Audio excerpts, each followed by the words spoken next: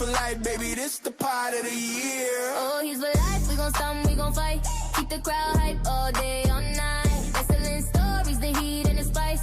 Heels for life, yeah, we do it so nice. From the bio to the belt, every title got a tell. We spilling all the tea, we don't do it by the pail. Top rope talk, hit the mat, never stale.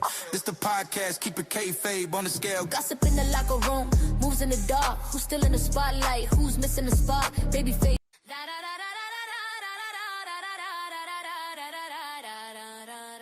Chris on the mic, the captain of the ship. Spitting hot takes, got the wrestling script. Zicky in the booth, mixing smooth, it's a groove. Producer with the moves, making beats that improve.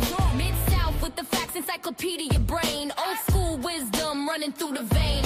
T.O. on the deck, spin the sound, bring the vibe. DJ in the corner, keep the energy alive. Welcome to the Heels for Life, where the real fans ride. Wrestling heat, we collide. No gimmicks, just pride. Step into the ring, every voice amplified. This the podcast kingdom, and we take it worldwide. Yeah, Enforcer's got the passion, wrestling's his core. When he breaks it down, the crowd's begging for more. Gaijin with the attitude, no cap, no bluff. Try to bring the drama, he's calling your bluff. It's a team full of legends, each role designed. Tag team synergy, like the stars align. From the ropes to the stories, the legends and the feuds. Heels for life, we redefine the mood. Welcome to the Heels for Life, where the real fans ride. Wrestling heat, we collide, no gimmicks, just pride. Step into the ring, every voice amplified. This the podcast kingdom, and we take it worldwide.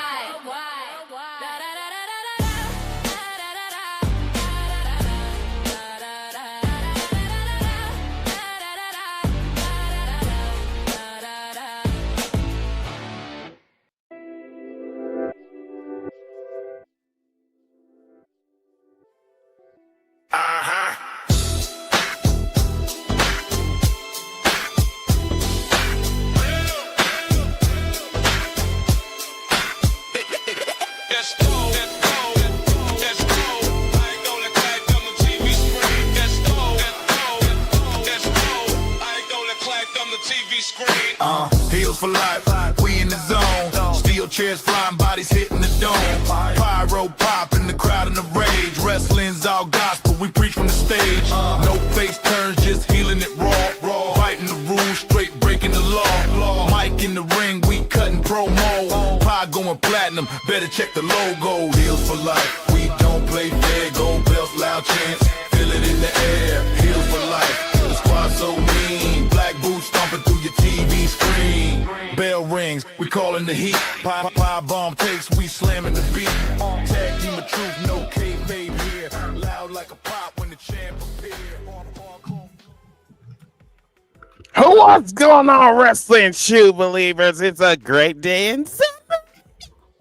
My name is Chris from the Heels for Life Wrestling Podcast. You are tuning in to episode 305 with your petty motherfucker over here. We have Light Skin and Gouty. We have Mid-South. We have the Enforcer. And we have Ziggy that's in the background doing all of the production and all the other shit. All right. I need y'all to do me a favor. For the people that was tuning into our pre-show on TikTok, I appreciate you guys and gals for watching us. We're going to be doing that more often just to kind of hype up the podcast or what have you. But for the people that are watching currently right now on all social media platforms, please, I need you to share. I need you to repost. I need you to comment. I need you to blow the fuck up this podcast. Please, if you can do that for me, that would be most appreciated. But anyway, tonight we have a lot to talk about. A lot. So we are going to debunk a lot of misinformation, a lot of you moist booty ass motherfuckers that like to be tribalistic. We're going to give you the definition of tribalistic because some people just do not understand what that word means. We tell them to go to Google, but for some reason it just goes through one ear and out the other, but I digress, whatever. But we're going to do something a little bit different this evening. We're going to talk about AEW. Then we're going to talk about heel heat in the social media streets, which is basically what fans are talking about on social media, controversies and all this shit. Then also we're going to talk about heel wrestling news and rumors. And then finally, we are going to talk about WWE storylines, rumors, and Saturday night main event. We got a lot of shit to cover. So first, without further ado, let's talk about AEW, and I'm going to give let's go with not any one of y'all motherfuckers. I don't care. Go ahead, whoever wants to start.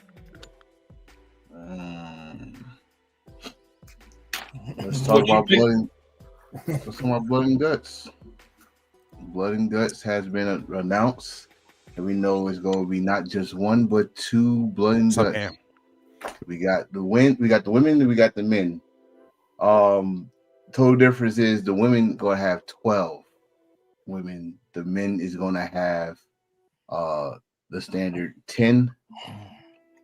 But I'm liking what I'm seeing for the women one, because you got a lot of stories there. One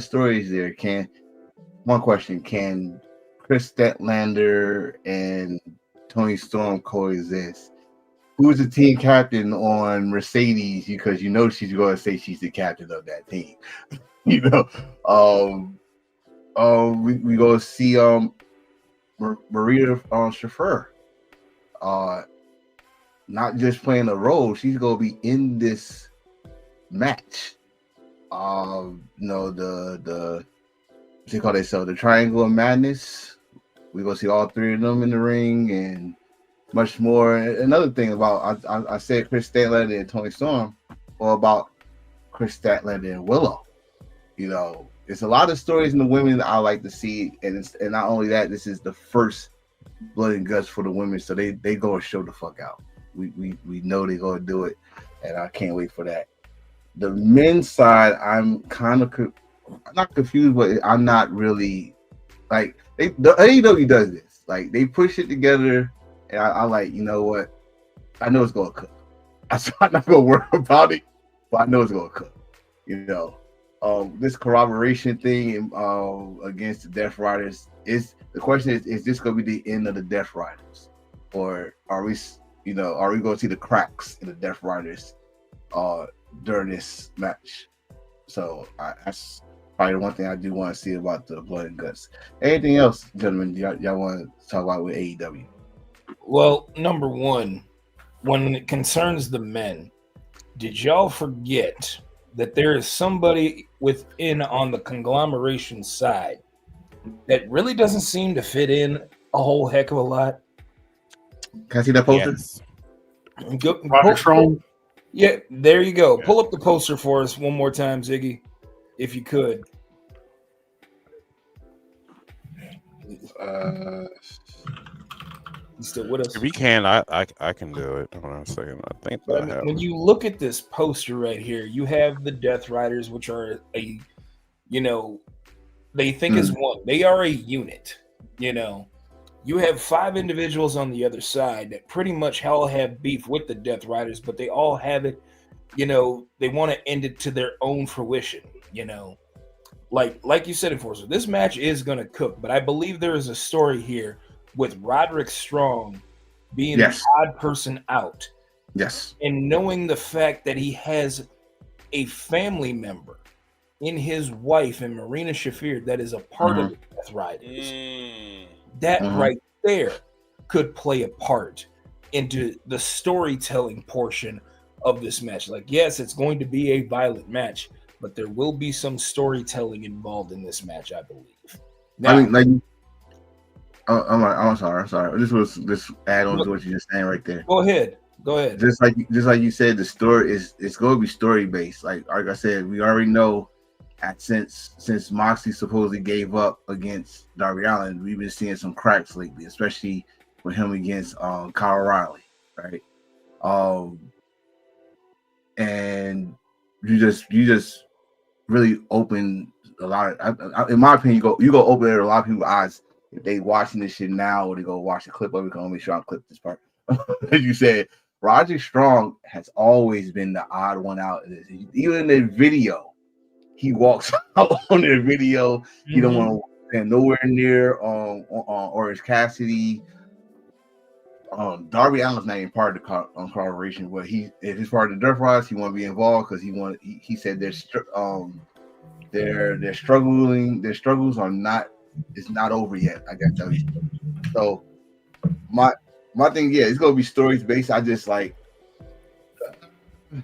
I'm looking more at the Death Rider side to it. But like you just said, you're right. It is going to open another story, especially on that other side full of individuals against a unit. So, oh yeah.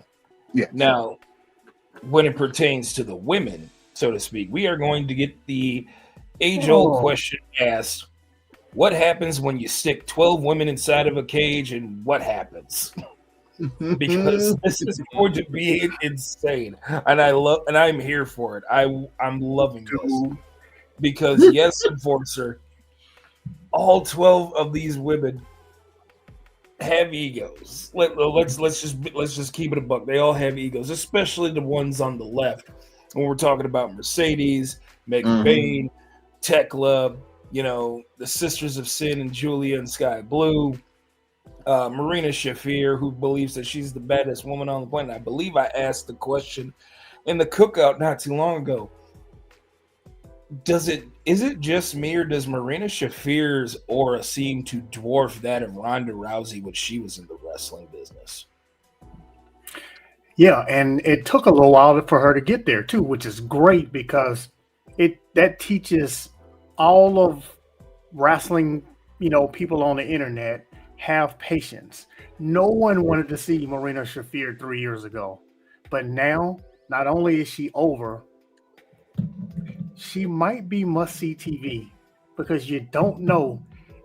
She may all of a sudden just punch out Aubrey Edwards for no reason. Which she did. So,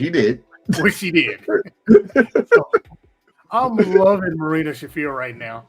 And I'm loving Marina Shafir. And how many wrestling matches has she had in the last year?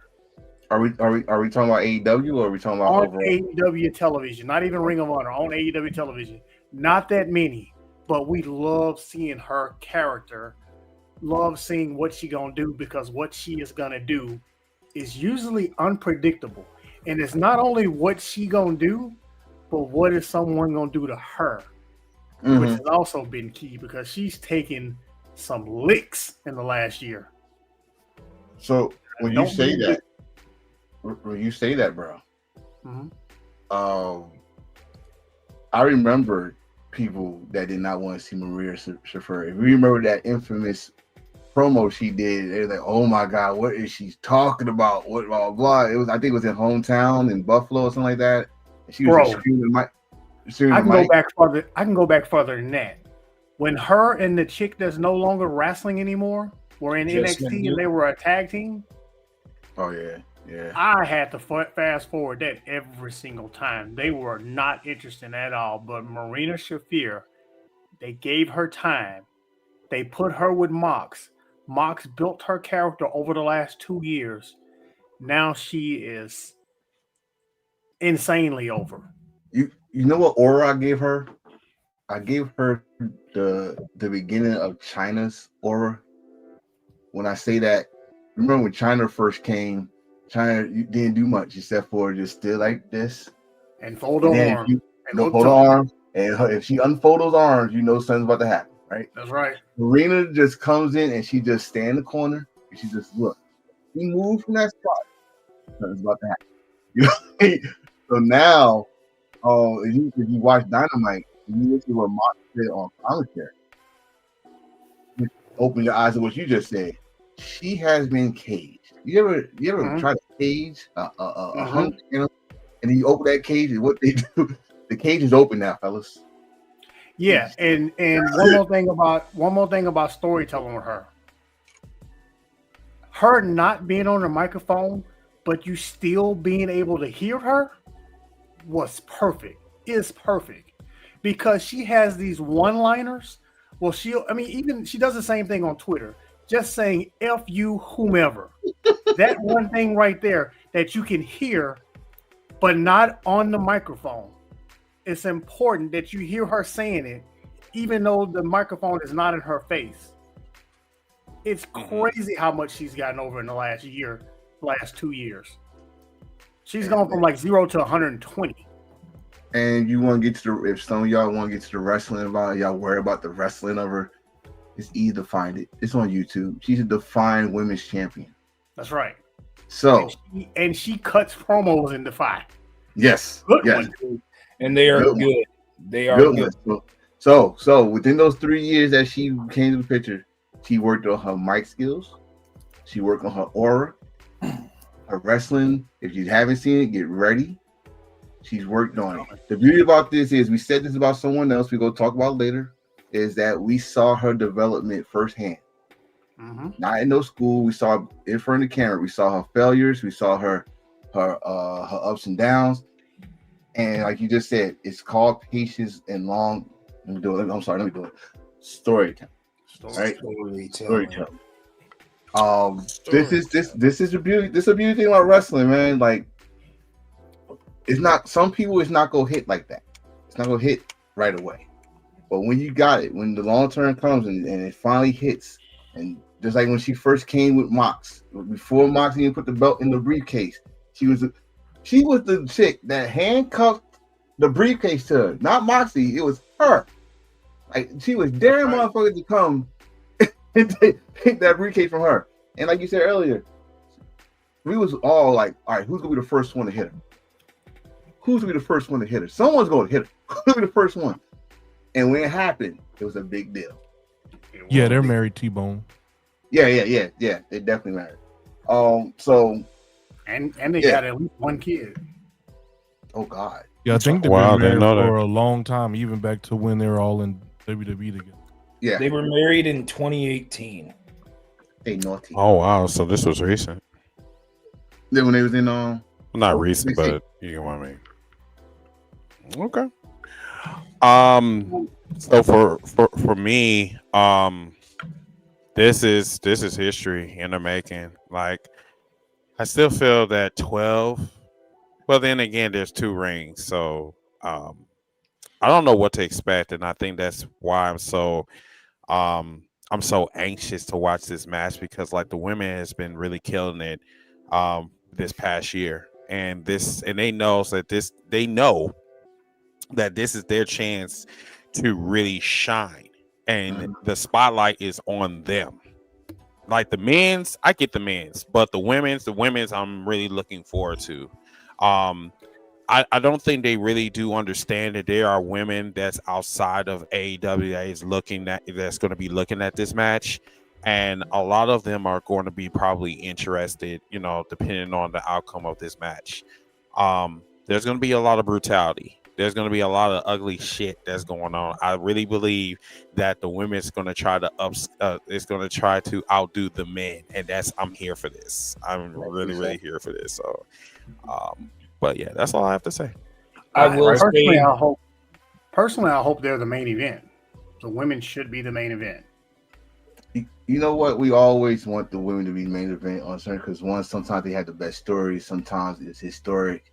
But either way, they're going to make history. And the thing is about the women in AEW, I'm keeping it straight in AEW, they don't hold back for shit. When they say it's hardcore, they go hardcore just like the men. When they say it's death match, they go death for the match. Just not that long ago, we were just talking about Maria. Maria was in a triangle no disqualification match, and she's wrestling barefooted, and they did the thumbtack spot on her feet, and she took it like a champ. Let me be clear. I don't always want the women in the main event. I'm not afraid to say that. I want the main event to be what is deserved to be the main event. Women or men, it doesn't matter to me. In this case, this is the women's first blood and guts, and their different stories inside of that match are more important to me than the Death Riders versus the conglomeration story. Though there are several stories inside. There's one story in the men's match. One story. Death Riders conglomeration with Darby Allin. I guess you can say that's a little bit of a spinoff. And that women match, you got Mercedes and Chris Statlander. You got Toni Storm on the same team as Chris Statlander when she just lost the title to Chris Statlander. You got Willow in the match, who has been feuding off and on with Chris Statlander for 5 years. You got Mercedes on one side, and you got Harley Cameron on the other side. Harley made the doll about Mercedes, so they got something intertwined. You got the Rich Wrestling Aunties, who just formed a tag team, who are on the same side as those other wrestlers that I just mentioned with Toni Storm and Willow and all of them. Then you got the Triangle of Madness, who has issues with everybody on the screen when it comes to this match. And then you got Megan Bain and Maria. So those two just tagged up. Yes, and with Marina who just tagged up. So that match to me, unfathomably deserves to be the main event. No, there is no other match that they can put together on this card that would stand out more in my mind as the main event than this women's blood and guts match. And that's why I'm hoping whatever happens in the men's blood and guts match, that it does not overshadow anything that's going to happen in the women's blood and guts match. But you want to know who I'm really looking forward to in this match? Willow. I'm looking forward to her because between her and Toni Storm, like we seen what they can do, but like the other ones, like, wow, this is gonna be like fucking dope. I'm sorry, this is gonna be dope. I love that y'all brought up the stories in here because that is the purpose of these multi-person matches. A lot of what AEW does mirrors what New Japan does. Whenever you see them do events and they have 6-man tags, 8-man tags, 10-man tags, here we're getting a 12-woman blood and guts, war game style match. There's multiple different stories, and Mid-South just brought it up. And then, Chris, you brought up the other one too. The history between Willow and Chris Statlander. Can they coexist? The things that, and Mercedes and Toni Storm, and now she's feuding with Chris Statlander, and basically Mercedes is trying to basically prove that she's calling herself Ultimo Monet right now. She's really trying to be the Ultimo by winning the AEW Women's World Title, a title she has not added to her collection yet. 0 for 2, and she's been 0 for 2 in her attempts. And I think that's what's gonna set her down. If like she's unable to be Statlander, I think this is gonna set her off. I think this is gonna really set her off. I see the downfall with that after that match. Like I'm praying that she doesn't win because I'm really looking. I'm really craving an evolution in her character. Like we talk about this shit in WWE, but really with Mercedes, like. I need to see an evolution. I need to see her just snap the fuck off, like just go absolutely loco. So we all know how much I love Ultimo, the GOAT, Mercedes Moné. Mercedes, the GOAT, Ultimo Moné. I don't want her to be Statlander for the title. The money match for me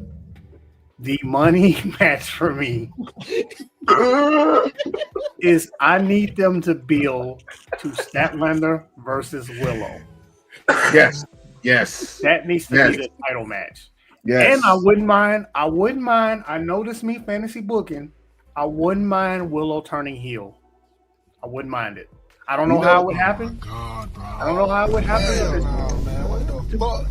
Perfect. Perfect. That was perfect. That's perfect.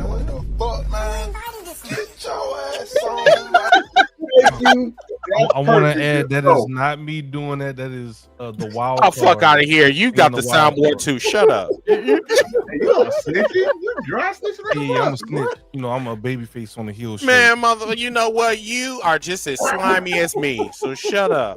Don't do that. Man. The difference between me and you is that you a Leo, and we already know about you, Leo. So you need to stop. I just want to let Mid-South know my fellow. Stop it, brother. Right. Yeah, that was all me. I ain't gonna even lie to you. I don't want to see Willow as a heel, but I do want to see this. Probably not. I do want to see this match though, because the story is there. We always talk about long-term storytelling, and we all know what her and Statlander have been through when it comes to TBS title, when it comes to friendship, and her getting to Owen and stuff like that. And now Statlander's the first to ever be TBS and Women's World Champion. Okay. Yeah, the story's there. Shout out to Joseph from my ex. Appreciate you. There we go. Got some comments from Twitter. Yes, sir. Nice. Coming in. Thank you, y'all. But wait, I wanted to ask y'all. Y'all said that she's 0-2 for title shots. No. I thought Chris she went Statlander is 0-2 against Mercedes. Okay, yeah. Okay, so yeah, the thing is, that might even piss off Tony Storm even more because he couldn't beat me for the title. But you go and think, oh, since I am 2-0 against Chris Statlander, it should be easy for me. You know, he's the underdog in this match, right? Mm-hmm. I mean, like it's so many stories. We could make our own stories up to it. So many components in this one match that we can even get a story with a new story into this because I still want to see Tekla versus Tony Storm. I want to see that. They was teasing that for a little bit before she lost the belt. So I want to see that. You probably get some good matches out of this. But the Willow thing, the Willow is one I'm gonna look for, but no one's talking about another person. I want to see what's gonna happen with Harley. Harley is a wild card for me. Right. She might be the wild card in this. Like everybody else is known. Everybody know this is Harley's just getting into the thick of things, right? I need her to go back being a heel. I love Harley, but I really see her as playing the comic role in this match. She's gonna do something comedically crazy. I think that's gonna be her spots. Most of her spots. She don't break her neck. That's all I care about. Don't mess up your vocal cords either. You can sing though. You got that shit going. Oh, yeah, yes. Joseph said this. He said, Bane and Shafir duo last longer. I see Moxley putting a target on Statlander back for turning down his offer. Look at you, Joe. Look at you. That could be already cooking. That's another matchup right What's there. going on, Darkwing? How you doing? That's another matchup. Yeah, and you know what? And this is the reason why I'm so infatuated with AEW, because everyone in this match, whether it's the men's, the women's, everybody's intertwined somehow in some way in these storylines, and it makes it super duper intriguing because we don't know who's going to turn on who is going to do the ultimate betrayal. Who's going to join forces. We don't know. And that's why I'm like, dude, I got to see this match in Blood and Guts. Is like one of my favorite non-pay-per-views that AEW produced. So can't wait. I do want to go in. I do want to go there in person, but unfortunately, financial issues. So, but hopefully I'll be able to go next time. But we'll talk about this on the cookout as well, that it's better to see these type of matches on TV because there's a lot of things you might not be able to see in person versus seeing it on 4K TV. So. Yeah. Well, it's something else I want to talk about, and my brother who's above me right now, I was a little behind on Dynamite, so I was watching it when I started over when I got home. Dynamite was fire. My brother up here was on our message board, and he got really excited, and I was like, "What is he talking about?" Well, he was talking about Hangman Adam Page dressed up like Tony Schiavone. And food, I was able to pull that off. All that time thinking of Schiavone that was there, and I'm like, he looks a little weird. He used the AI microphone. So you go back, you can still hear his voice. You can still hear Hangman's voice. It kept echoing. It kept fading away, and I'm just like, that's not Tony. That's not Schiavone. Yeah, so you can still hear his voice, but you hear Tony Schiavone's voice at the same time. Like, what the fuck? And then when he took that, not just the mask. This man put fake hips and fake fake hips is wild. That's wild. Dedicated. That's somebody who takes cosplay seriously. Okay? Yes. Got the eyebrow and got the perfect, Vince Schiavone hairdo going, and boy. I just want to know, I've never cosplayed in a day of my life, but how do you add extra hips? You got the wrong guy. So do you have to like go out to Goodyear and get some like tires and put them on your like hips? Or, like what? How does that work? Well, I mean, he was the Stay Puft Marshmallow Man 1 year for Dynamite. I mean, he could have contacted the Michelin Man. Shut up. Shut up.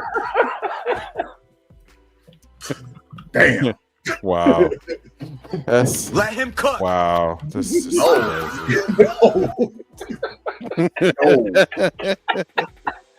So you'll have me using that a lot tonight. Straight up. Oh man. There is something I did want to bring up too concerning Dynamite and Collision. When it comes to Konosuke Takeshita and Kazuchika Okada, it is worth the wait.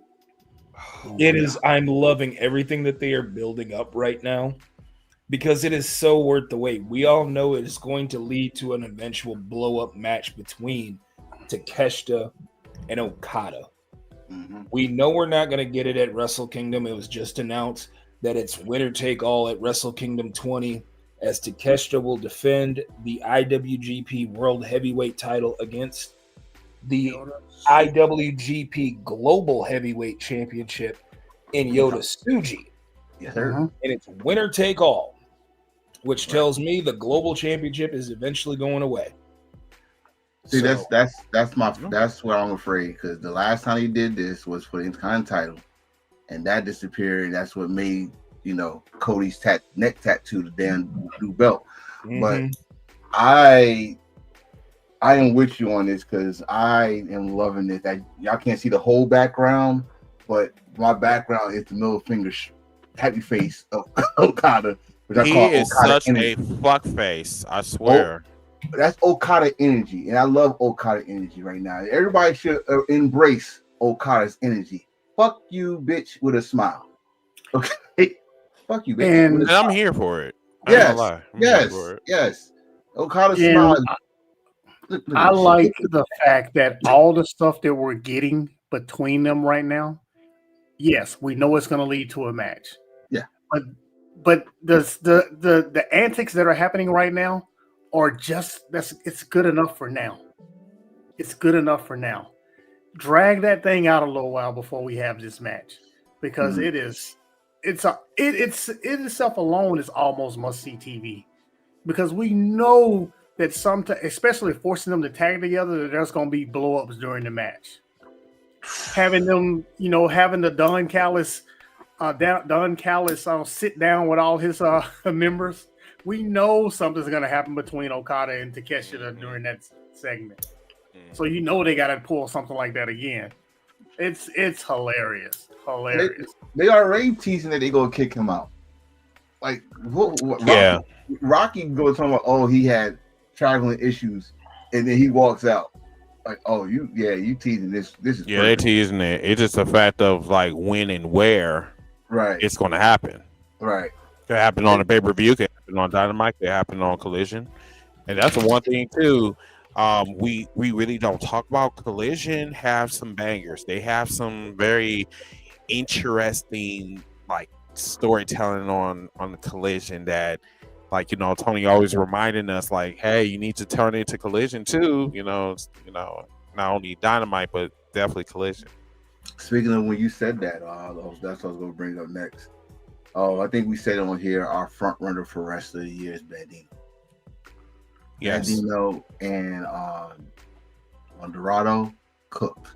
That main event was fucking awesome. I love that Bandino was selling his shoulder.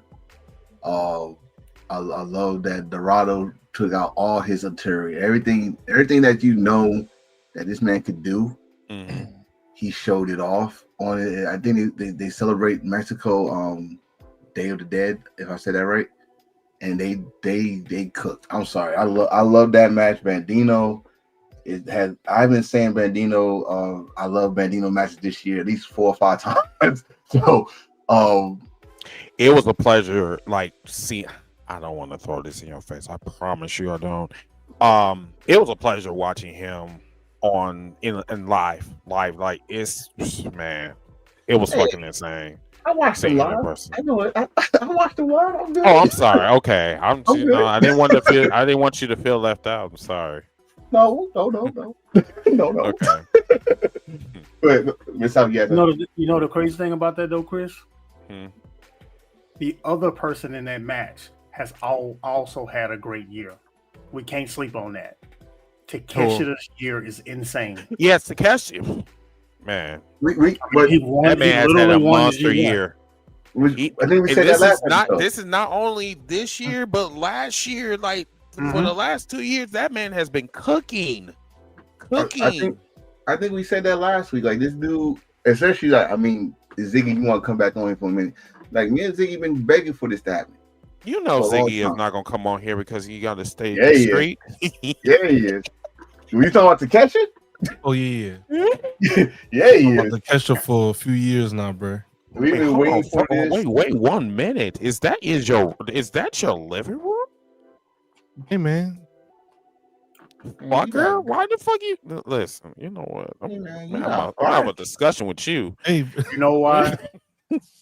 You know why you want to see Takeshita so bad and you like Takeshita so much? It's because 3 years when everybody was begging for him to be pushed, they didn't just push him up to the top of the card so we can get tired of him in 2025. It was definitely a slow burn. Yeah, it was definitely a slow burn.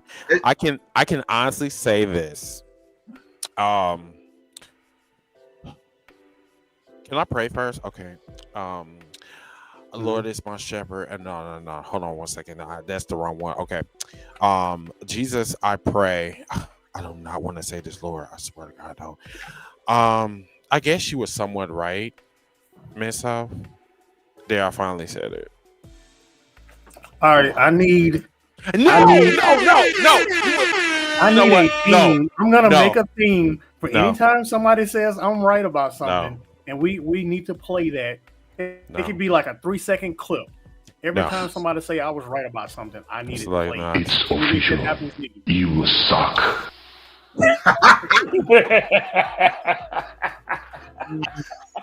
Fatality. Hey, Miss, I was right, bro. I'm telling y'all, bro. No, seriously, though, but he was right though, because he was the first person that was saying it. I'm telling y'all, bro. Yeah, but at the same time, it's all, bro. Like for those that know Takeshi from the DDT days, and it's always, if you watch DDT, it's always that one wrestler that they want to lead DDT and go to other places and do that. You know, Kota Ibushi was one, Kenny Omega, and now was Asuka one. Asuka, no, she was on with when she was Kana.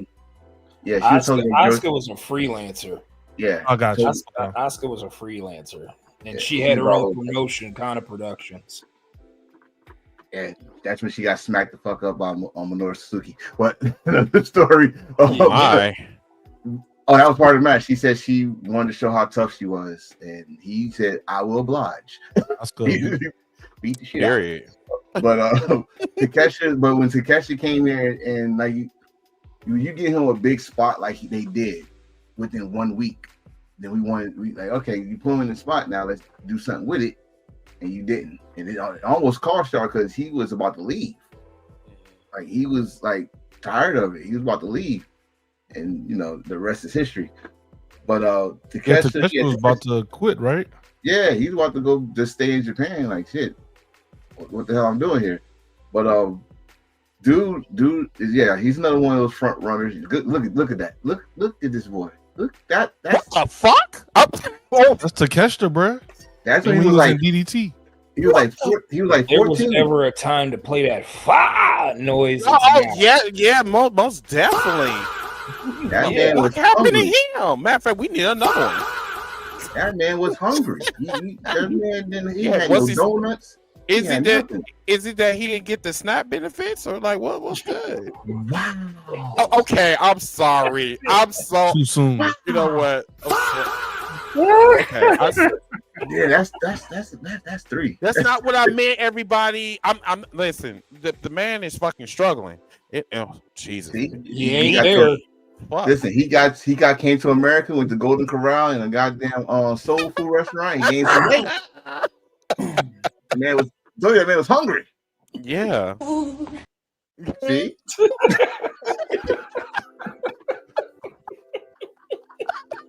Man, saw a rib. Ooh. Extra duck sauce. You know.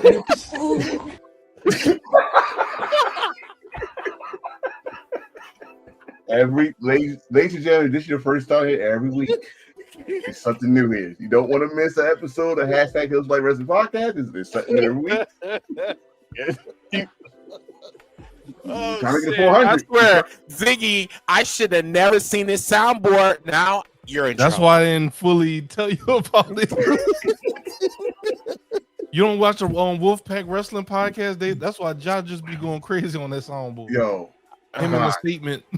Oh, so that's why you didn't tell me. He was like, "Oh, Chris will find out for himself." That's some bullshit right there. Willis, I'm gonna find you, bro. That you gave him the old TNA name, Okada. No. Wait, Akuma Matata? That was his. Remember that was his name in TNA. And they had him dressing up like the dude from the Green Hornet. Right. Remind him of that. He'll call you a bitch. Oh yeah.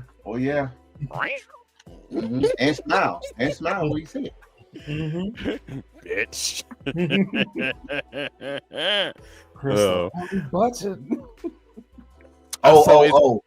What's up?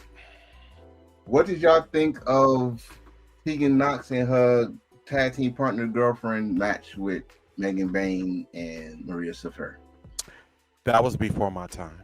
It was a good match to try and get Marina Shafir and Megan Bayne over as the dominant, as one of the favorites in that tournament. Now, that's what I feel. Megan Bayne and Shafir. Oh my God! Like if I was not straight, I would come right now like that ass. I'm sorry. Give it to me again, Ziggy. Thank you.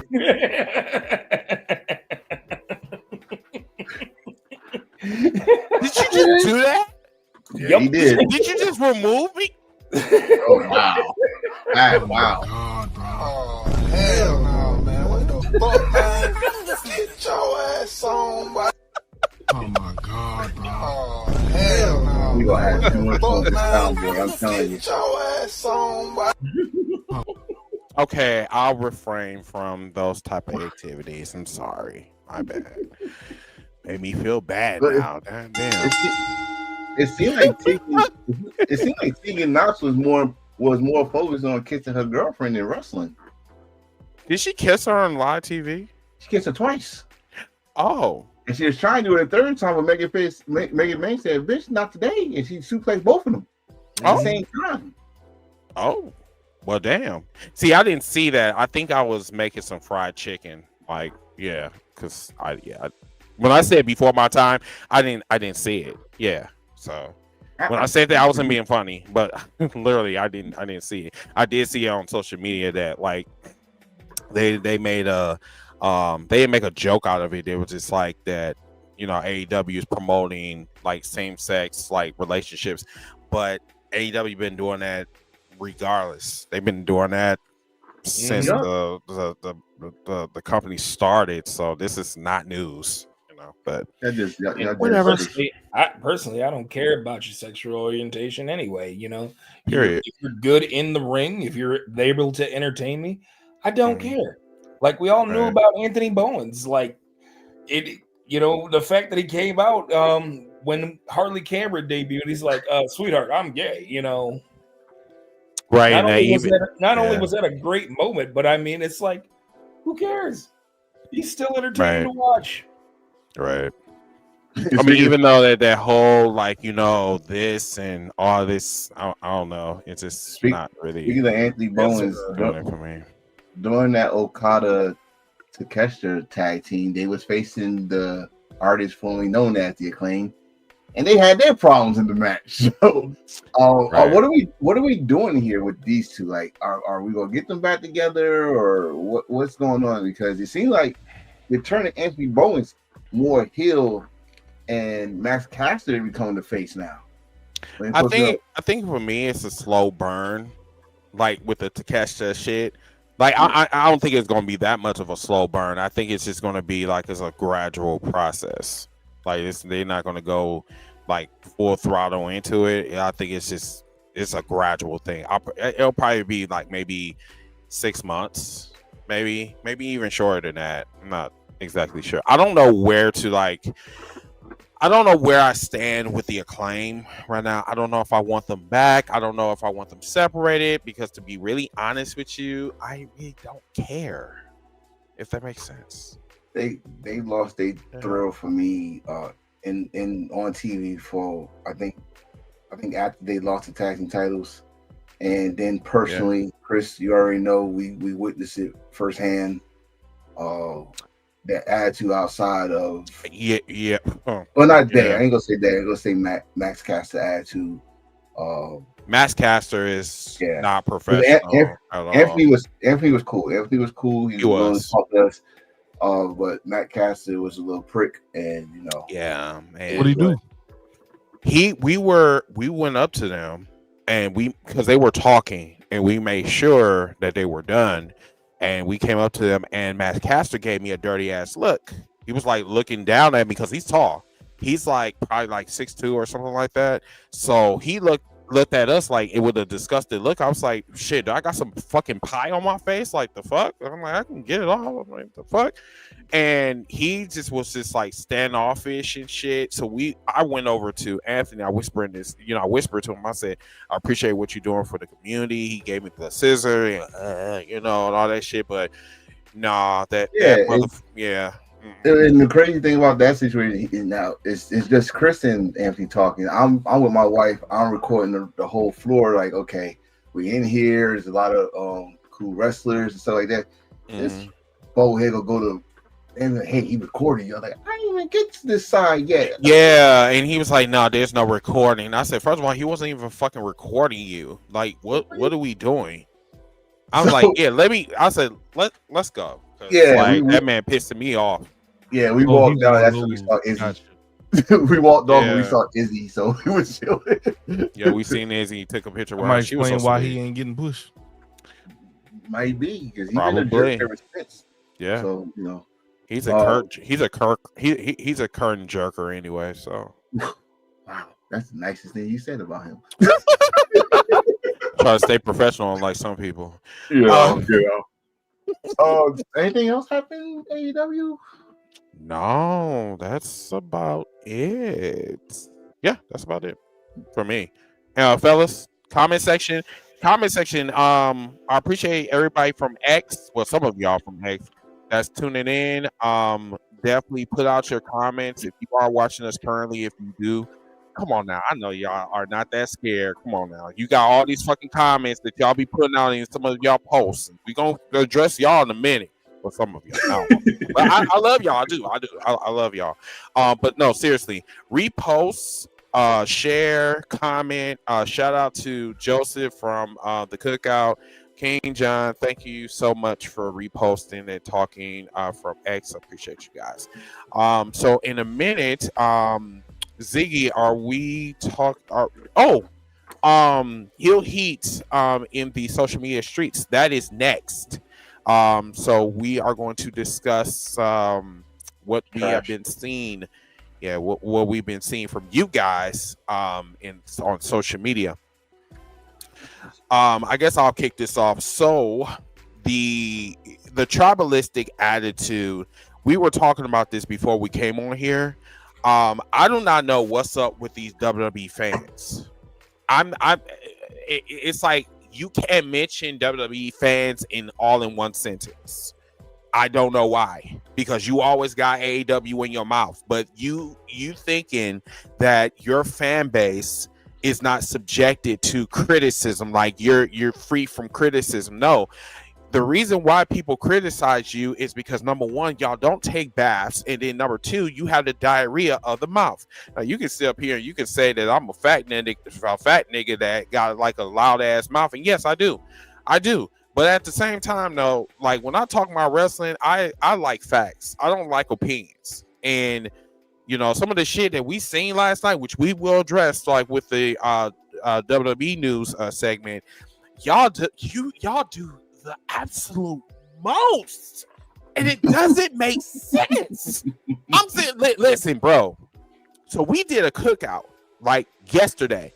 So we're sitting here and we were talking about Bayley, right? And I said, for one, I love Bayley. Bayley can wrestle. Bayley can talk. So we had this one motherfucker that sat up here. I think his name was Star or something like that. No, Scam.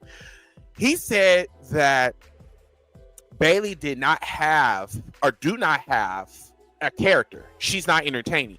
She said that Brock Lesnar had more of a character arc than Bayley. I say, so you tell me Ding Dong character wasn't good at all? He said, no. He said Mercedes' character was better than Bayley's. And I said, that's a motherfucking lie. Because Bayley was fucking hilarious. Like I said, even with that Jay Leno chin, you know what I'm saying, and the big hips and shit, she is dope. And she is one of the Force Horsewomen. And I'm just trying to figure out, like, why is she being treated like a side bitch? You know what I'm saying? Like, why is she being treated like EO? And she been there the longest. So okay. We talking about Bayley, who had a character in NXT that we pretty much still kind of see now in AEW named Willow, the hugger, the nice girl, the fan girl, always smiling. That got over, not just with her wrestling, not to mention Takeover Brooklyn, one of the best matches in Takeover history. Her and Sasha, aka Mercedes Moné, right? Came to the main roster with the character. It got over, but at the same time, it got tiresome. What happened? She turned heel, did a whole 360, became the longest reigning SmackDown champion, women's champion, even more longer than their favorite Charlotte Flair. It got over. Right. Did she drop off a little bit? Yeah, of course she did. I mean, now because WWE got new toys now. Everybody love the new toys, but she's and been dildos. Giggity, and but she's been freaking she's been the constant board. What's your power level? Oh God! Don't put down the soundboard. Do not put down the soundboard. I'm telling you, I will grab Light Skin and I will force him to give me his vocals. What's your power level? I'm sorry. I know sometimes the people y'all having to cook out that gonna come in there and think that they gonna come in and put their raisins in the potato salad and by saying some crazy shit like that, I be looking at it like, what is your hatred? Like what side of bed did you wake on that you don't like certain people and say that Brock Lesnar character, which is not a character, it's him. I just like, bro, like I really trying to rack my brain of like what went wrong with Bayley, like why she wasn't on WrestleMania, like why she wasn't like at the press conference when she was, when she was like the number one contender, back at WrestleMania 40. It's just like I don't get it. It's like you want us to watch the product, you want us to fall in love with the superstars, but you don't even give a fuck about the superstars themselves. Like what? Like I don't know. Like it's like when you try to figure out like where's the logic with all of this, it's like I get more questions than answers. And I don't know if they're doing this shit on purpose. I'm not exactly sure. But then when someone tried to tell me that I'm losing my fucking mind, and yet you're going to sit up here and going to say, oh, well, I just really think that Bayley, she's just not that entertaining. I mean, she's a great wrestler, but she's just not that entertaining. Like, what the fuck? Ain't wrestling part the entertaining part? Doesn't WWE has like entertainment? Isn't it? Aren't you supposed to be entertained? Or is it because she's a woman? Or is it because she actually has friends in the other company? See, I didn't want to bring that up. Oh no. That's another thing. I'm glad you brought it up. Oh, so we're gonna leave the door cracked. We might as well knock it out the hinge. I mean, Let him cook. I ain't gonna lie, Enforcer hit it on the head right there. If we gonna go there, let's go there because I'm here with you. She friends with Mercedes. Oh, not to mention she just shared a picture that she was with the AEW Women's. Yeah, she was. Yeah, she was with Statlander. So they got mad off of a picture op.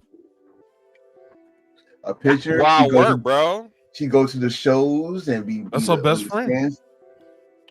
That's wild work, bro. That's like her legit best friend. I don't, and this is and Ziggy. This is the reason why I have this strongest, not hate, because I think hate is like kind of going another level. It's just more so I have a strong dislike for those type of fans, right?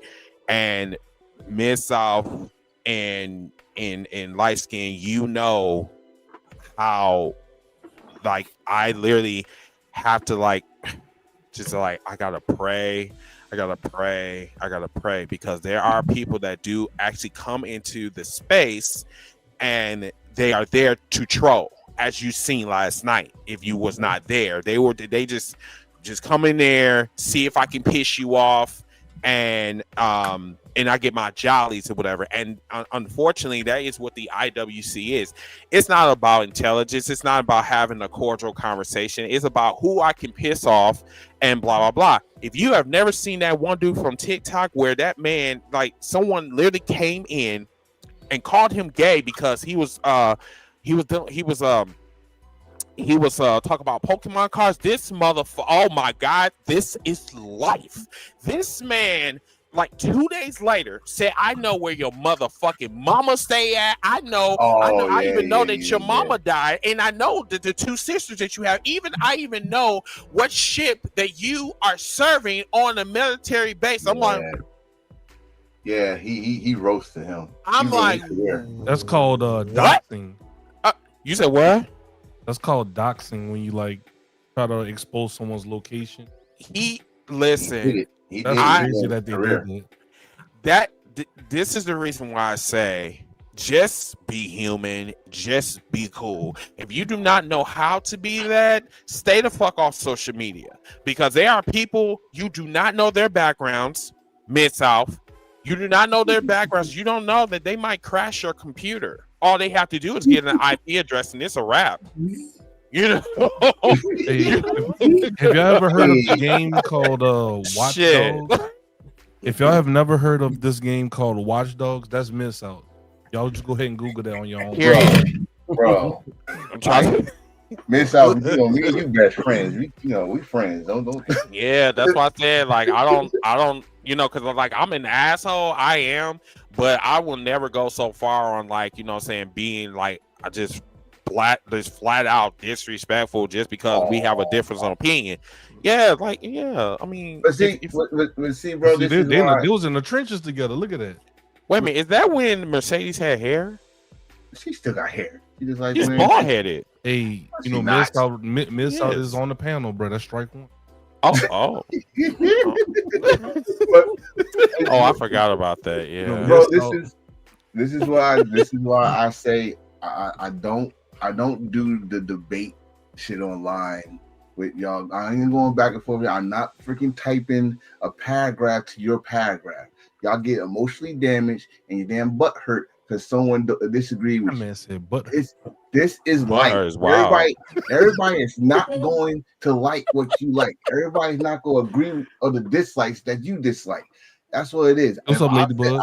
If I say I watched Saturday Night Main Event and you say you didn't, okay, then don't jump in the conversation. Just listen to what I gotta say. If you tell me you watched, if you tell me you watched Collision and I missed it, and I'm listening to your take of it, I cannot disagree with your take. Period. But y'all just come in people's space and y'all start talking some bullshit just because you think that I'm gonna get a rise out of this person. He's an AEW fan, so I'm gonna tell him AEW suck. Okay. Didn't that one dude say on this channel that he liked pissing you off or something like that? That was like 2 months ago. You know what, bro? Yeah, and he was a wrestler. You talk about Tyreek Taylor. Yeah, and it's funny. And it's fun, bro. I got some tea on that one. Oh Lord. You know, he came We'll in talk and about that before... offline, but yeah. No. We will talk about this now because I am tired. I'm tired of holding back my comments and trying to be like cordial with people. This motherfucker came. We were on the For You page because I have him blocked. So he came in under the same handle, but I think his name was worded differently. So I'm like, wait a minute, is that Tyreek? That is. Like, I could have swore I blocked you. So this man came under, because I was talking about the situation with, like, the black community or whatever, and he had some slick ass shit to say. And I told him, I said, I'm not about the trolling, and I'm not, and especially you being a professional wrestler in the game, you should be acting accordingly. But I don't respect you. I just came out and just said it. I don't respect you because you don't respect me or my platform or my brand. So I need you to get the fuck out of here. That's what I need you to do. And I bet you wouldn't have that same energy if Auntie and Uncle was in here. And I was talking about Lala, and I was talking about what's the name. I said you wouldn't be in. You will not be acting that way around them because they don't play that shit. So I say, if you want to sit up here and say that I'm childish, but yeah, you're the fucking wrestler that's saying that buy my merch, but shut the fuck up and don't talk about what I do. That's wild work. That is really, really wild work. And I just said, no, get the fuck out. And then he just left. He was just talking. I just let him talk in the comment section, talk in the wall, and then he just left. Never give a bitch too much life. Let them die slowly. Air to breathe. No air to breathe. Yes. Oh, see that I think that's the right there tone on what you said. She has friends. She, meaning Bailey, has friends in other promotions, and Bailey she's one of those ones that says, you can't tell me I can't hang out with my friends. And not only that, she used to date somebody at AEW that's still currently in AEW. Solo? What are you saying? Yeah, Aaron Solo. Yeah. Solo. I mean, Aaron Solo. Oh. But yeah, not only that, like this picture right here, WWE know they don't get their shit together. She's gone. Facts and force. They know that she was a WWE champion when she went over there. Right. Like this is in New York. This is House of Glory. This is where they had the House of Glory show. Wait, isn't there John Moxley in the middle? No, that's Amazing Red. That's the legendary Amazing Red. Do not disrespect Amazing Red. Wait. It's Amazing Red. Wait. Why is he so? Why is he so white? He is Puerto Rican. Latino. Latino. Amazing Red. Legendary. Amazing Red. Actually, wait. How can you call yourself Amazing Red when you're white? He got red hair. He's got red hair. I got answers. Okay, yeah, what's up, man? Stop. Wow. Okay, if I wasn't so black, my face would be red right now of embarrassment. You don't remember Amazing Red in TNA, bro? I remember Amazing Red as the rapper that that has lipstick for STDs. Can't watch TNA. Bro. Yeah, I don't watch TNA. Yeah. Shoot, when Ring of Honor got started, I believe he and AJ were a tag team. AJ Lee? No, AJ Styles. Oh. Bro, we gotta do a special on the YouTube where we as a group have Chris watch some of the OG TNA. Ziggy, what are you trying to say?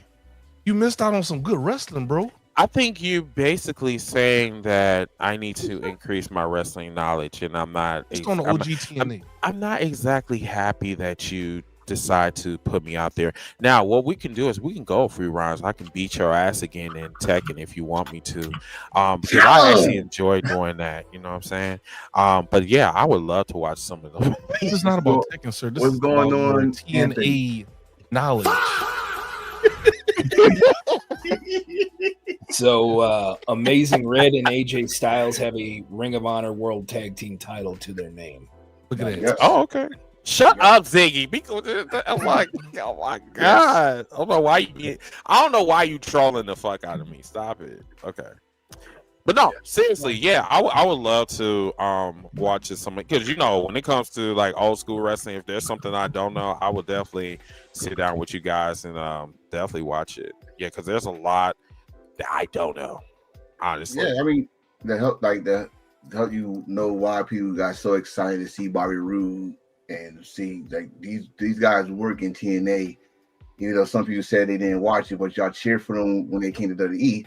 That's another story. But y'all know who they was. And TNA is a very important part of the wrestling history. Not gonna disrespect what they're doing now, but it was a very important part of some of the guys we like now in other companies. So let's just keep it at that. Nasty Leroy. You hear this? Do you want me to turn it up? Breakfast Club 1989. Throwback. Are we gonna do our trash of the?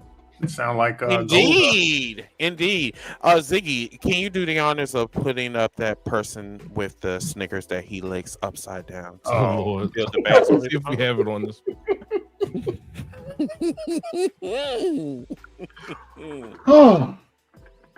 I don't know if we have it on this platform. Motherfucker, why you didn't transfer it? What? You didn't transfer it over? Oh, you know what? It could be in the files. It should be in the files. No, he did it on purpose. I don't think it's Snickers. I guess it was too many. I guess the Snickers was too veiny. I guess. Snickers. I can't even fucking enjoy Snickers no more because of y'all. Shit. Every time I see Snickers, I'm afraid to see it. I don't even want you to got that God damn it. God. But no, we don't have to put Bubba Ray in his side activities. Right. So we have trash of the week. I'm gonna let Enforcer tell you who trash of the week is, since he came up with the name. Go ahead, Trash of the week goes to Titus O'Neil. Uh-oh. Jesus.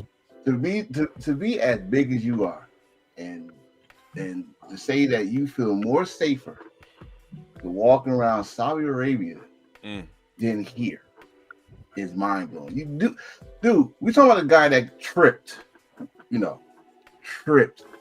That counts as walking. You tripped and flew, almost damn near killed yourself in that place. But I don't understand you, bro. I don't understand what kind of what's the PG version? Fuck PG. I don't know what kind of butt licking you doing in WWE. You need to stop. I think he eats chillins, to be honest with you. I think he enjoys them. Because his lip, I'm telling you, his lips is way too glazed for me. That's enough.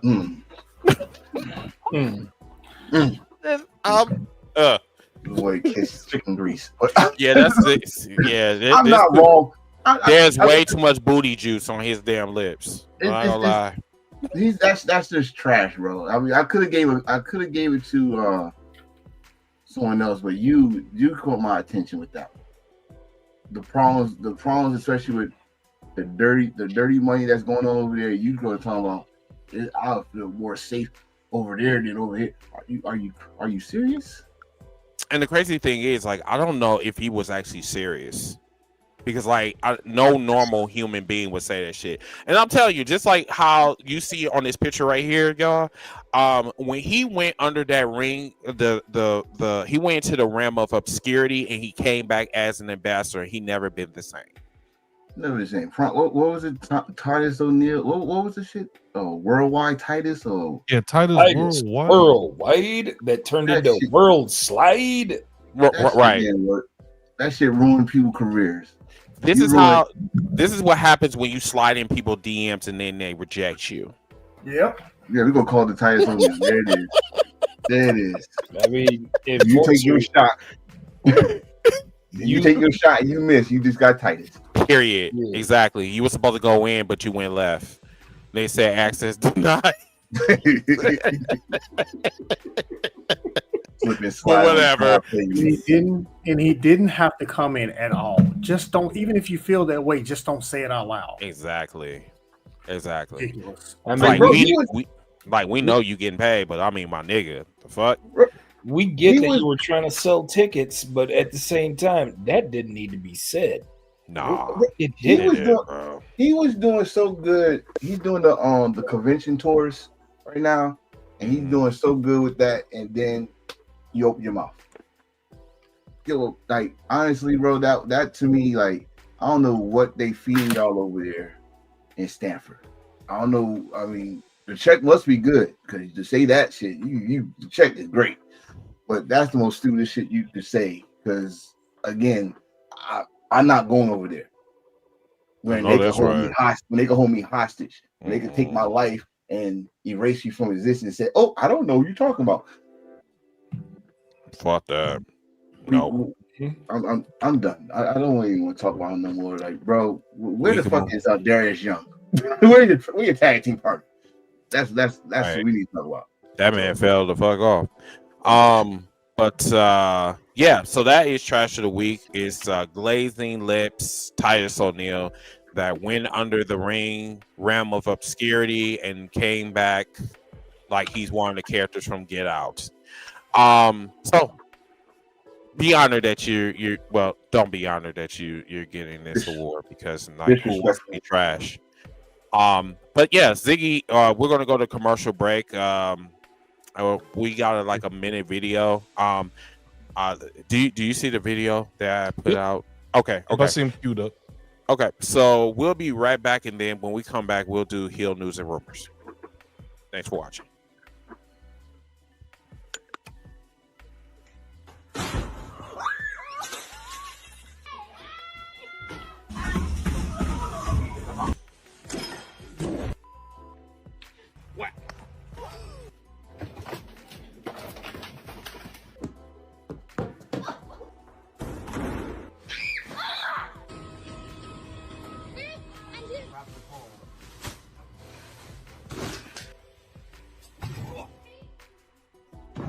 Come on! Oh!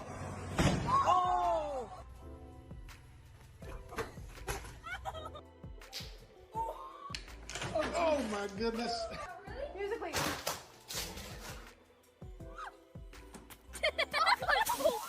OMG. You gotta run faster. You're gonna. Kobe.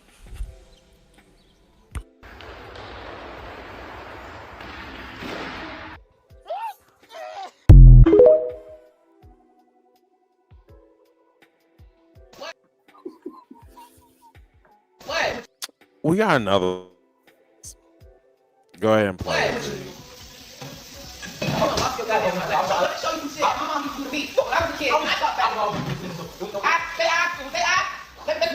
This ain't no little TikTok joke. I'm not playing with you.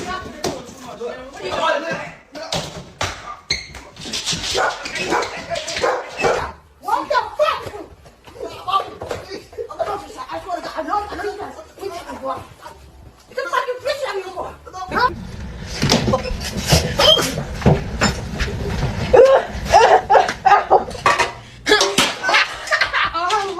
You stupid!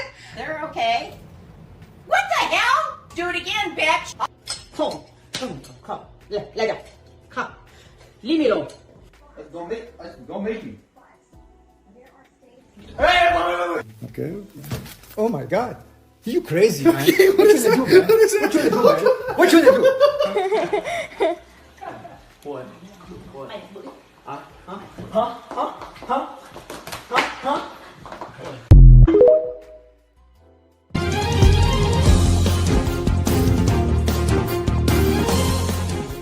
We're breaking down the latest buzz from backstage politics, surprise returns, contract drama, and all the dirt the big companies don't want you to know about.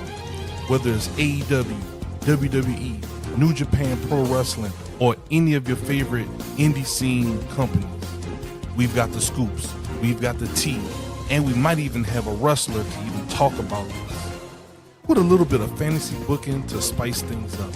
Grab your belts, lace up your boots, time to hit the ropes, because it's time for heel news and rumors.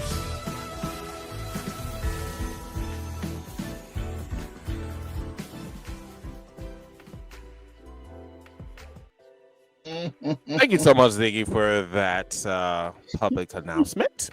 So this is Heel News and Rumors, everybody, where we discuss all of the tea that's going on in professional wrestling. And the one thing, the one topic that we can kick this off is Mr. David Otunga. Recently, he has said that he's involved, well, actively involved about the wrestlers non-compete clauses or whatever in their contracts.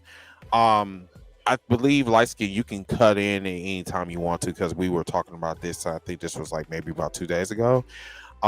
We were wondering, why would he pick now as an opportunity to play Mr. Captain Savaho? So I don't know. I don't know, but I really want your thoughts on that, bro. Go ahead. Let's be honest. There's nothing that David Otunga could gain up from doing this, other than the fact that he's probably sick and tired of wrestlers who want to go out and make a living, just like how he could have. But again, I believe he was the victim of a non-compete clause himself, was he not? Yes. I can't. Oh, was he? Yep. That's why he was acting. Oh, I know that. And that's why he was acting. And let's be honest here. Like, David Otunga is not no, pardon my language, but he ain't no dumb, motherfucker. He's very intelligent. He's Harvard educated. He is a lawyer. He knows the ins and outs of litigation. So, from my estimation, I think he's only getting involved in this now because now wrestlers have choices of where they can go to work.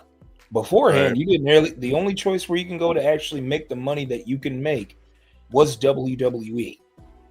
Now, if you want to make some good money working in professional wrestling, you don't have to stay in WWE. You can go to AEW.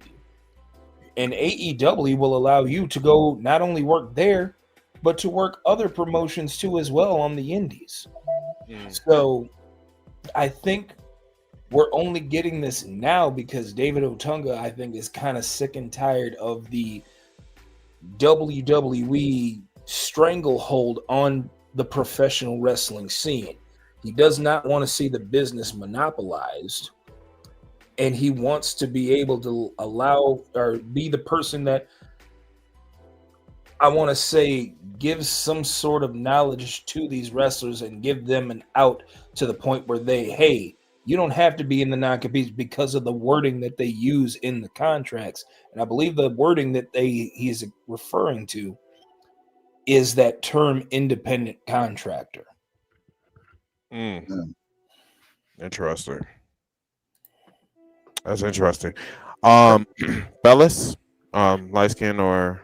Personally, I think I'm coming from this at a different angle first. Personally, I think David Otunga saw an angle to get his name back out there in the pro wrestling space because he has credibility because he was in the pro wrestling space and he's a real life lawyer. That's the reason why his opinion on the matter, actually it's not an opinion, his facts on the matter not only hold weight, but a lot of people was interested to hear what he has to say. So he took that as an opportunity to get his name back in the relevant wrestling space. Now, I say that not saying his angle was just to get popular again or get his name out there, but also it was needed. Because if you go back and watch the video, he kept saying he didn't want to get in trouble by he kept coming from an angle of don't get mad at me for saying this, because he still has apparently some ties to WWE in some kind of way. But again, his point of view from the thing was from a point of fact. Hey, this likely won't hold up in court, and here are the reasons why.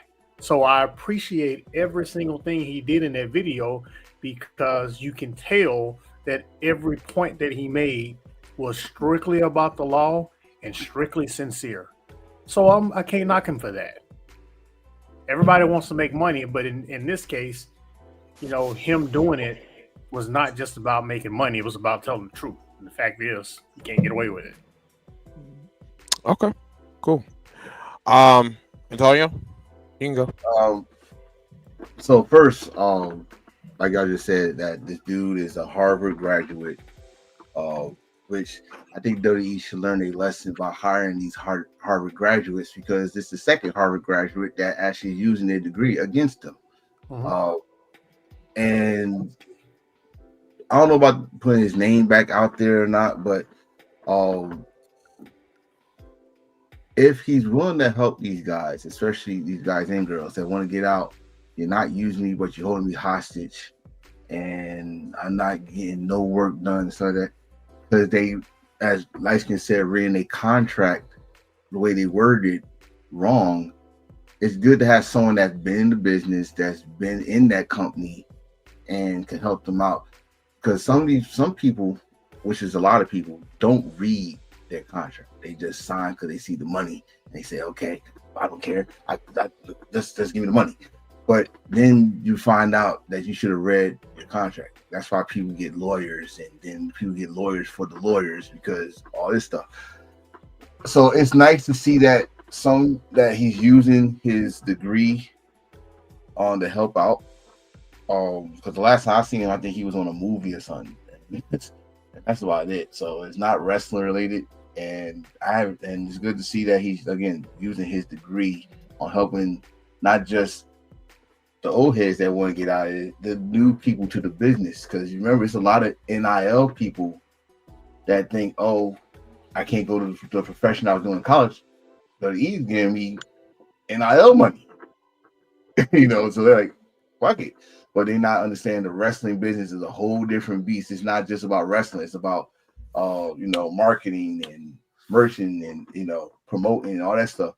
And they're not teaching them that. They're just teaching them, hey, this is the WWE way. Learn it, love it, and do what we tell you to do. So he's letting them know how it is, and that's a good thing. And hopefully they listen. That's another thing. Hopefully they listen to him and don't think that he's doing it for selfish reasons. Okay, cool. Z, I don't know if did you have anything to say about this before we go into the Netflix situation? Guys pretty much hit the topic on all angles. Fun fact though, who's the other Harvard graduate that I think it was light skin alluded to? You know who it is, Chris? I have no idea. Chris Nowinski. Chris Nowinski. Oh yes, him. Yeah. Yes. He was involved with the Chris Benoit brand. That's correct. Yep, the CTE stuff. So just a little fun trivia. Yeah. Mm-hmm. I'm yeah. That's a Christopher Nowinski. That documentary right there. Yes. Christopher Nowinski said it.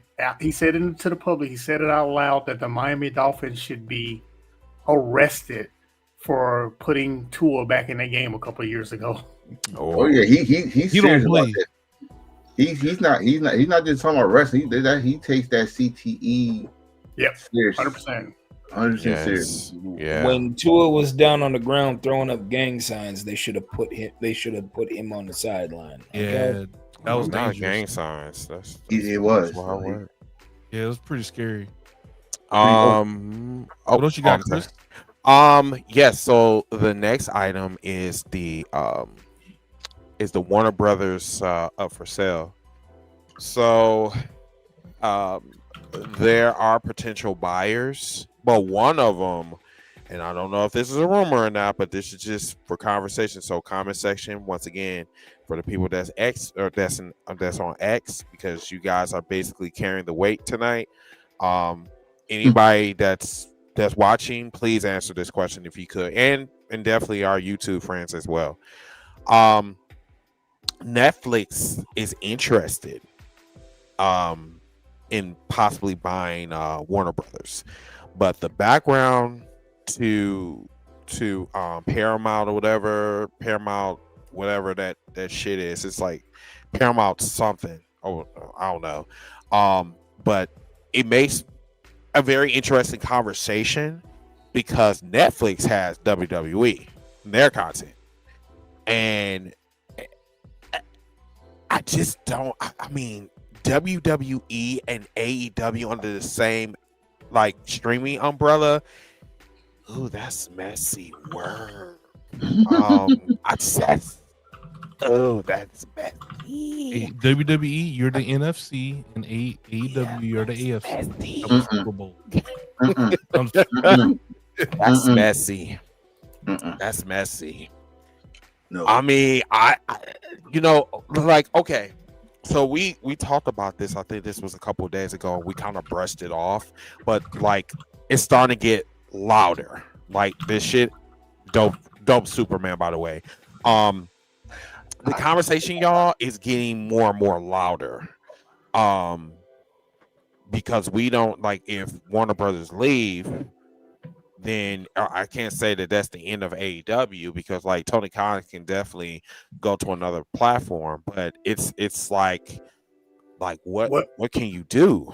Like this the thing about that though is that Netflix doesn't have they have an exclusivity deal with WWE, but it's only with WWE's content. So Netflix can air any other wrestling promotion. And the good thing about Netflix is sure they have live wrestling on there, but the majority of Netflix's content is not watched when it initially airs. That's why they usually don't do the whole air the first episode this week, the next episode the next week. They do usually just dump it all out there. It's because Netflix is just meant for you to log in, watch something for 6 minutes or whatever their metric is, and then move on to the next thing. So there is no Netflix can air any wrestling show, any wrestling company's content on Netflix at any time. Right. And WWE can't block them. Yeah. That's a valid point, but as you know, with WWE, they have their tentacles or whatever. They want to make sure that I don't know why they're watching AEW super duper close. They're blocking them. They're trying to block them on every avenue. They're trying to make them suffocate. And this has been a thing for like the last 4 years. It's just been escalating. But I still have to put it out there that this is still messy work. I mean, based on your point, and it makes sense, it's still messy work because both companies is under Netflix. Like if that 100%. Does happen. So if we do it that way. One, I was saying no when Ziggy Kill was saying AFC, NFC. That's not gonna work. It's like I know we all remember DuckTales. We all remember Scrooge McDuck had another rival. Clown Gold, right? So you're not gonna have Scrooge McDuck work with Klondike, Gold. You know what I'm saying, and be on the same umbrella. And then, like with WWE will find a way to try to block that. Just like you get in AEW, just like, any wrestling company, just like when New Japan and Ring of Honor did Master Grind, they was so pissed off. I didn't know about that miss out. They don't know. They don't know the original. They don't know about the original DuckTales. That's the 90s. Life is like a hurricane. Get in the bird.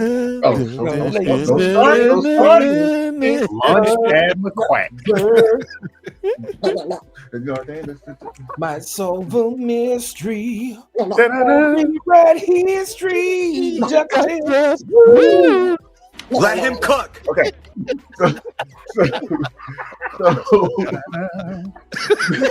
That boy cooking. You was singing that. We heard the vocals. I didn't know that you have vocals like that. Only on the Heels for Life Wrestling Podcast we'll break out into a DuckTales theme song. I would like to say shout out to my ex Leah who enjoyed whenever I sung that song. Awesome. Dead ass. I'm trying to figure out what never mind. No. Wait. Again, if you're new to this, you need to come watch us every week. We do shit differently. It's just crazy with this podcast. They're hilarious. I'm not surprised at this, and like you're not gonna be surprised if the noise get louder and louder. Usually things when you hear rumors get louder and louder, there'll be some truth behind it. So if we come up and hear that the Netflix actually brought this, just like we heard for years that Disney was gonna buy Fox, and guess what? Disney brought Fox. if the next move is on Tony Khan or and the Khan family or what they want to do. Because I mean, but like I do want to discuss this with you guys though. Like, isn't it like the avenues for like AEW finding a home? So like theoretically, say like if they do get bought out by Netflix, will AEW stay on Netflix, or they damn sure won't go to Fox, because Fox is a Republican network and they don't care for the LGBTQ community. You know what I'm saying? So that's another thing that you have to consider. So it's like, it's like the avenues. It's like they're so. What about their contract? What's the contract they say on the Warner Brothers? That's what I was gonna say. I must say this part of it, and I don't know the exact details of the contract, but they still owe Warner Brothers, because they signed the contract. Warner Brothers have to pay them no matter what. But as part of the contract, AEW, let's say right now we know they air, 52 weeks a year, right? You're right. A show, one show for 52 weeks every year. That means that's 52 shows that still has to air no matter what. So if they get bought out by Netflix has to air the remaining show, and they can clump them. They can put them all together and say, "Hey, I need you to tape all these shows over the next month for the entire year." They can make them do that, but they got to air all 52 shows or however many shows are remaining in AEW's contract. If they were to buy Warner Brothers, or they buy AEW out. Willis put the comment. AEW contract is up on 2027. That's 2 years from now.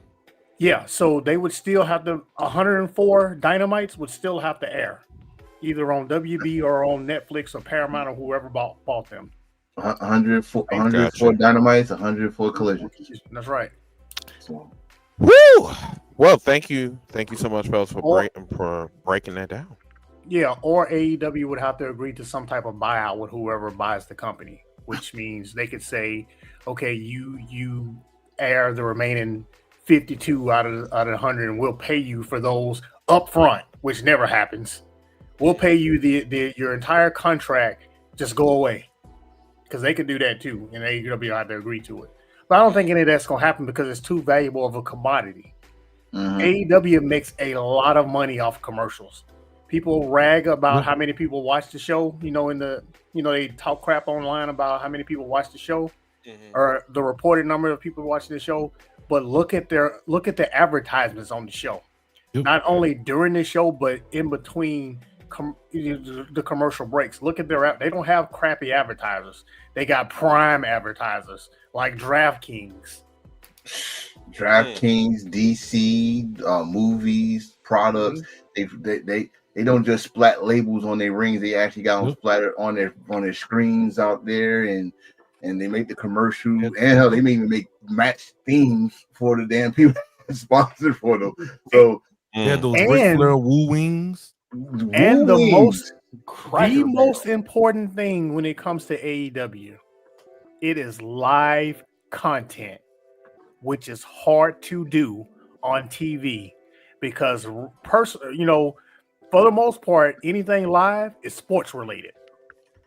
Yep. And that's it. Willis, how dare you? Fuck Ice.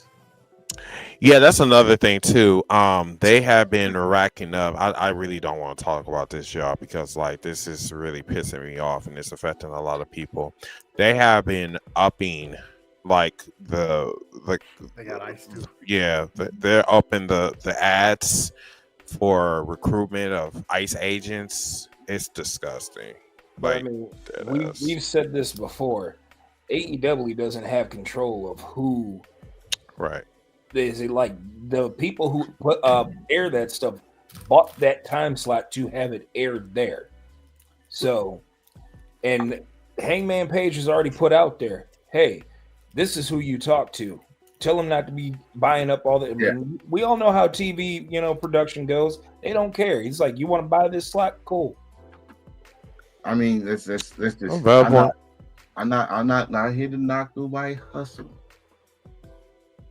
but I gotta give a spade a spade. That's gotta be one of the smartest moves you do. You know, when the hottest time someone go watch TV is during these wrestling shows. Everybody they like on this side, like you just said, they like to put these numbers out, how many viewers is watching live and stuff.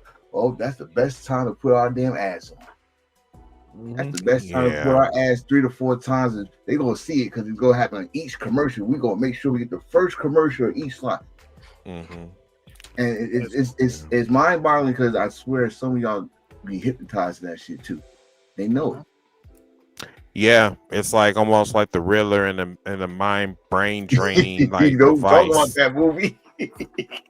Real. Shout out to Jim Carrey. Shout out to Jim Carrey. But Cam, what's going on? Hold on, let's highlight what you guys say. Okay, so Cam said, regardless of what they say about viewership of AEW has been the best and most consistent wrestling shown this year in 2025. Yeah, I mean, I totally agree with that, bro. Like, and we were talking about this on the cookout as well. I don't care about the viewership. I don't care about the ratings. I care about the wrestling. I care about being entertained. And you know, in the next segment, it's going to get spicy. As a matter of fact, that's perfect segue to WWE news and rumors segment. So we are going to talk about everything that has been going on in WWE, and this is going to be our last segment, and then we're going to do final thoughts. So for the Jay Cargill lovers and the CM Punk lovers, I expect you guys to be vocal, very vocal in the comment section, because I need this energy real quick, right? So I didn't watch main event. However, while I was live, some dude decided to, his name Paulie or something like that, he decided to air Saturday night main event, Jey Uso versus CM Punk for the World Heavyweight Championship, the vacant World Heavyweight Championship. And I didn't ask the motherfucker to air it, but I'm glad he did, because, you know, that's, you know, some talking points, whatever. So we're going to kind of break down the major factors, right? And Ziggy, get ready to do this screenshots or whatever. So we have 2 new champions. We have CM Punk that beat Jey Uso, and Jay Cargill squashed Tiffany Stratton. I don't know where to go. I don't know where to start first. Let's talk. You know what? Let's go with Jey Uso first. Yeah. I don't know. I know where they went wrong with him. They pushed him in a position that he was not ready for. And I've told people that. Jey Uso is not ready. Jey Uso is a tag team specialist that needs his brother. I did see flashes of him exceeding and going to the next level, but someone in the back do not like Jey Uso for some reason, and then didn't do Jey any favors when he was fucking up on the way on the road to WrestleMania. Because after he won the Royal Rumble, he really started fucking up on national television. And if there's one thing that WWE does not like, they hate bad publicity. They hate when wrestlers are fucking up in the ring, even though it could be like an honest mistake, but it's just, yeah, like Jey Uso is nothing more than someone said this, he's nothing more than a entrance, and he can't wrestle, and he barely can do a promo. But it really kind of like it begs the question of, why did you like push him for the past 4 years? Because it seems like the 4 years, it's like it's been a waste of time. Like you literally picked CM Punk that's damn near 50 over your white hot baby face. If you can't tell me that that's not a problem, that's crazy. Now, here's the other twist. So CM Punk is going against Braun Breaker, I believe, either tomorrow or I believe it's at Survivor Series. I'm not exactly sure. You guys can correct me. Y'all watch WWE, y'all can correct me. But when and where that, or when, if and when that does happen, I believe CM Punk is going to lose. I don't think he's going to carry that belt too much longer because Braun Breaker has a rocket on him, and the reason why is because he's a Nepo baby, nothing more, nothing less. There's a lot to debunk with all of this shit. I just really feel that, and this go back to the Carmelo Hayes situation. This is definitely a black and white type of situation, right? So, like, you giving this white dude all of the rockets and all of the glamour and the steak dinners or whatever. Meanwhile, you're still not pushing your African American over here. And I know you tried to do that shit with Jake Cargill or whatever, talk about, well, since we're not going to push this nigger over here, we're going to push this one over here, and she's from AEW, so we can really stick it to them. Oh, this is some tea that y'all not ready for. This is a segment I really wish you motherfuckers was on here because we need to talk. This is crazy. But I'm going to let the others cook. I'll jump in when I can. Okay. So I watched Saturday main event. So we're gonna stick with Jay right now. I think which WWE does this a lot. Jay got over organically. He got over, which is rare. That's rare. Which is rare, right? Like, first of all, when they gave him the opportunity during the pandemic, we found he could go by himself and he could do a story. But then, it was with Roman. When we got the fans back and he became main event, Jey Uso. Remember, when he was a right-hand man, he was a little intense. His promos actually was good. He was a good character. I think, like you just said, and thanks to that Unreal show, or Real show, whatever the fuck the name was, it showed that not everybody believed that Jay was the guy. They wanted CM Punk to win the Royal Rumble. But Triple H wanted Jay. That's when it changed. Because then, he for some reason, he started showing nervousness. He couldn't jump over the damn ropes like he'd been doing for 1,000 times over his career. All of a sudden, he messed up there. His promos start stuttering. He can't breathe. You can't breathe because you want to do your entrance for a half a fucking hour and you want to redo it and every damn time and you fucking out of breath and shit.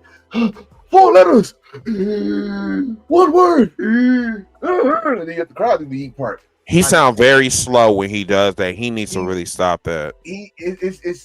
And now even though it's fans there and you grab the little kids and you do the little yeet thing and stuff like that. After that, that's when the show is over.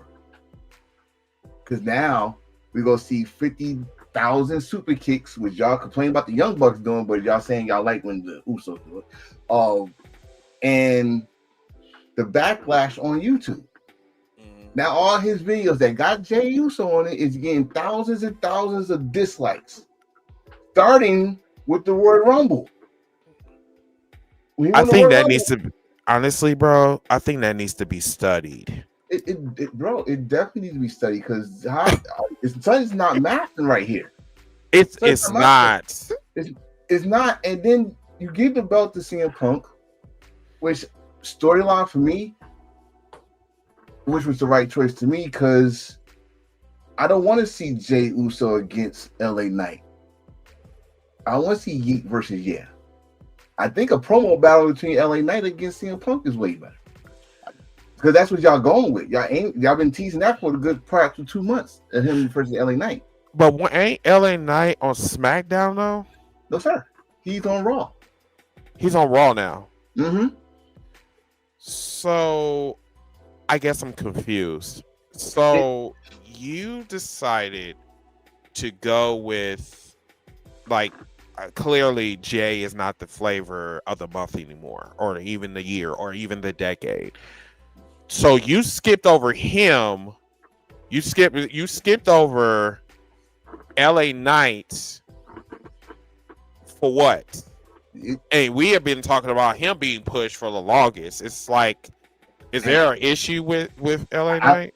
I don't know, but LA Knight is LA Knight right now because what I mean by that is if you knew who Eli Drake was, you know what I'm saying.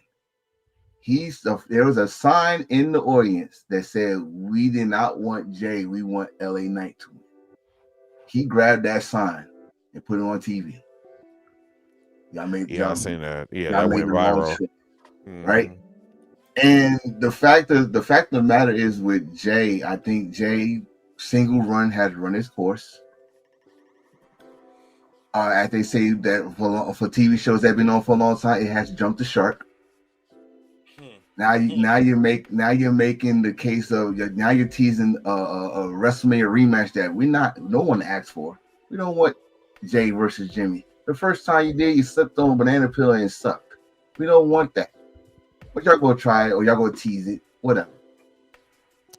Jay versus Jimmy, I don't think they should go down that route. They should. They shouldn't. And the pieces is starting to come together because Jimmy is starting to look at Jay again like, bitch ass nigga, I'm gonna turn on you again. And that's why I'm not interested. I'm just not. They literally killed brother versus brother. They made after their WrestleMania 40. I don't want to ever see them in another match again. Not one-on-one. Not one-on-one. No. I mean, not at all. Not in the WWE ring out. You let them go off and somewhere else and they could cook somewhere, other people that had brother and brother WWE matches and went somewhere and cook somewhere else, then fine. But they gonna be WWE for life. So we might as well, let that boat sail. Right. Now let's flip the coin with CM Punk. CM Punk, like you just said, CM Punk is not gonna have that belt for long. He said it himself. He's here for he's a changed man. He's here for story and all that stuff. Okay, cool. So you're here for story. I don't want to hear no damn 400 some odd days that's World Heavyweight Champion because that's not happening. I do want to before I call on you, Miss South. Let me go to Cam. He had a question. He said, "Do you think Jay's getting more spotlight as a singles competitor show more of his flaws versus when he was tagging with his twin?" Yes. There's more flaws more than anything because when he was tag teaming with his twin, he was literally more so in the background. Now he's got the spotlight is directly on him, and they have been literally treating him like a crash dummy. And it's I said this in the beginning of the year. I'm like, I don't think that this is going to work. Even on the road to WrestleMania, I was telling people in the cookout, I'm like, there's something about this I'm just not liking. And fucking 5 months later, and I really wish people would give me my props. I was fucking right. I was right all along about Jey Uso, that he's just not the face of the company, even though they tried to make him the face of the company. But someone in the back do not like him. And I don't think it's just the fans either. No, it showed on that real show. They did not choose him. Triple H overstepped everybody's choice. He said, "Nah, Jay is the guy." Why the fuck you had no voting for it then? As a person, go ahead, Mesa. As a person that has probably only watched Jay wrestle one time as a singles competitor, does he still wrestle like he's looking for a tag? Yes. Oh. Yes. I'm not trying to be mean about that. I'm not trying to be mean about that. But some people are single stars, some people are tag team stars. Mm-hmm. And the one time that I remember him wrestling in a singles match, it kind of looked like he was looking for a tag. So my question is, do you think they picked the wrong twin? No, I think it would have been fucked up either way. Okay. I just really feel it doesn't even matter what twin. I just really feel that they're not singles competitors. I think that they're a tag team. And that's it. But they did this experiment with Jey Uso because they were they needed a singles competitor. But the problem is with WWE's philosophy is simply this: if you are not Samoan, we're not pushing you. Well, let me ask y'all this. You can go light skin right after this question right here. So when Bryan Danielson he wasn't supposed to be in the spot he was in WWE, but because of how over he was with the crowd and them doing his yes, yes, yes chant, they pushed him up to the world title, right? Mm-hmm. And from there, he didn't exactly stay the same person, coming down doing a yes, yes, yes for a very long time, and then they eventually turned him heel. They showed how his character could change, how he could evolve. So for a time he did the yes, yes, yes. Then it went to the no, no, no. Then it mixed in some yes, yes, yes. Bottom line is his character had peaks and valleys, but he kept evolving. Mm-hmm. Is that the issue with Jay? Is that when he comes down, he has the cool entrance, he goes into the crowd? Because I saw a clip when he was in the crowd, maybe last week or the week before, and the crowd was doing the whatever you call that thing with him. Eating. But then is that where it dies? Is all of that, and then he gets to the ring and it's done, and that's it. Yeah, and I think that's the reason why they say that he's nothing more than an entrance. There's nothing else that's appealing about him. Go ahead, Enforcer. He's like, I'm sorry, Lyfe. I'm sorry. That's pretty much what it is, because he's already exhausted. Uh-huh. He's already pooped after the entrance.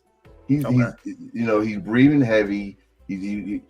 So wait, he has an Undertaker entrance where it's like 3 minutes long. Oh, it's I call it aerobics. Like, you got thousands of people doing fucking aerobics. He blows up, put your arms down, push your arms up, arms down. You gonna lose weight in there to keep doing that shit, bro.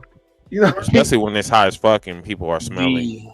The problem with Jay is that he blows up. We all hear the term blow up before a match.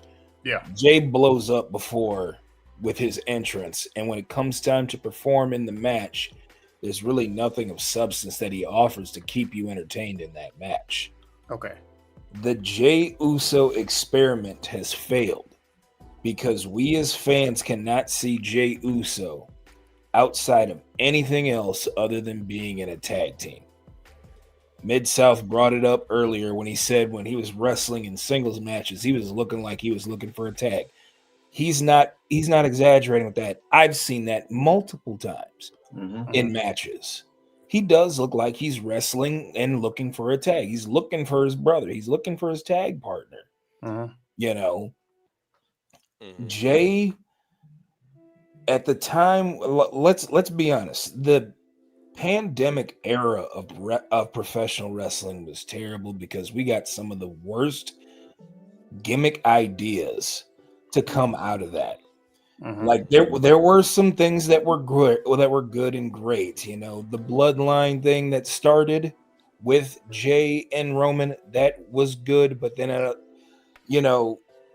it's fizzled out once they kept adding in new members, and by the time they had that blow up with Sammy, it's like we didn't even want to see it anymore. We were done with it, and it's partially because wrestling fans are fickle. But at the end of the day, Jay Uso is a tag team wrestler. There are people that we say that we have the conversation all the time about Montez Ford leaving Angelo Dawkins because we think he can be a better single star than a tag team wrestler. How do we know that?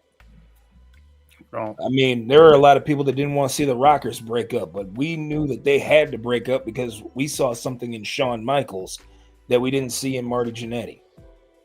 We seen that about Edge and Christian. They broke up, and look what happened there. Both of those guys had great singles careers. I think I can answer that with Montez Ford, though. You got to remember when Dawkins got hurt, they tested that out with him. He was in the Elimination Chamber match by himself, which he damn near stole the show doing the climb to the top of the cage and falling on everybody and stuff like that. They was going to put the U.S. title on him if Dawkins didn't come back from injury. So I think from that test run, we believe he already had he's charismatic. He got the athletic ability. He got the look.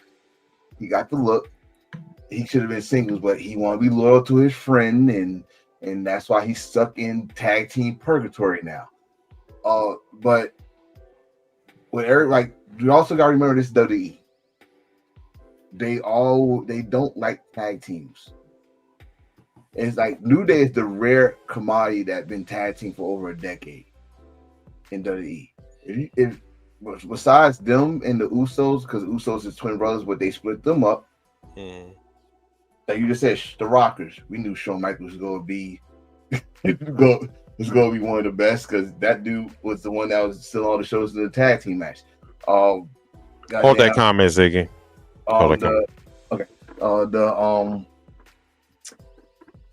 We got other tag teams right now. Edge and Christian, like you just said, Edge and Christian. They try to push Edge first, and Edge became the champion. But Christian was moving slowly. When he left to go to TNA, he became 2-time heavyweight champion. Came back, heavyweight champion. Changed his character, evolved, that Mid-South said earlier, and stuff like that. So with WWE got a history of doing this. So I guess they thought it was going to work with Jay because Jay was his own man at one point. But again, flaws.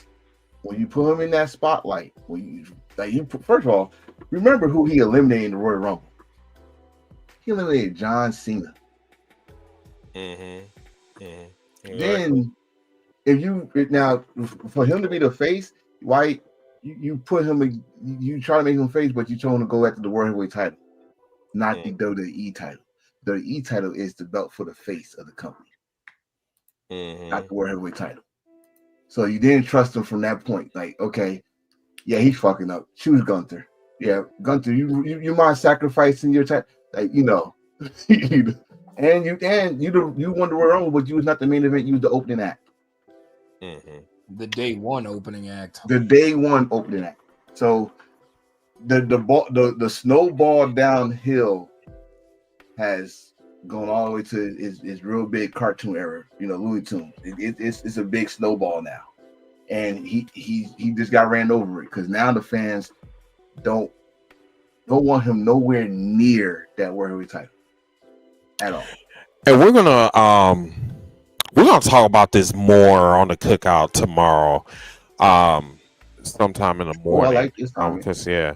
I want to highlight what Glendale Williams said. Thank you so much for your comment. She said that the difference between Jay and Daniel Bryan is one is a technical wrestler with a great body of work prior to the Yes movement. The other is a hype man who thinks he's a nigga. So let me add on to that. Oh, that's funny as fuck. Some of the stuff that y'all saw with Daniel Bryan was done in Ring of Honor. He always had that character. Of course, we know the rest of it. We always had the character. But then when you come to WWE, you got to bring it up a notch. Just like CM Punk had to bring up the straight edge character up a notch for WWE fans. Jay is WWE all the way through. Like I would count his reality wrestling days, but I haven't seen none of his reality wrestling days. But he WWE through, so he don't. All he do is certain wrestling moves here and there, if any. Like giving John Cena the 5 moves of doom. Let's count how many moves Jay do. Because I know it ain't freaking no technical moves there. There's no submissions there. There's no arm drag or knee locks or ankle locks or none of that. There's a super kick here, a punch here, a punch there, maybe a spear here, and a splash. Correct. So everybody, we have reached almost at the 2-hour mark. So we're going to go over probably another 20 minutes, 25 minutes, whatever. But we should have you guys out probably after midnight, probably 20 minutes after midnight. And then whatever we do not talk about, we'll talk about in the cookout. Okay.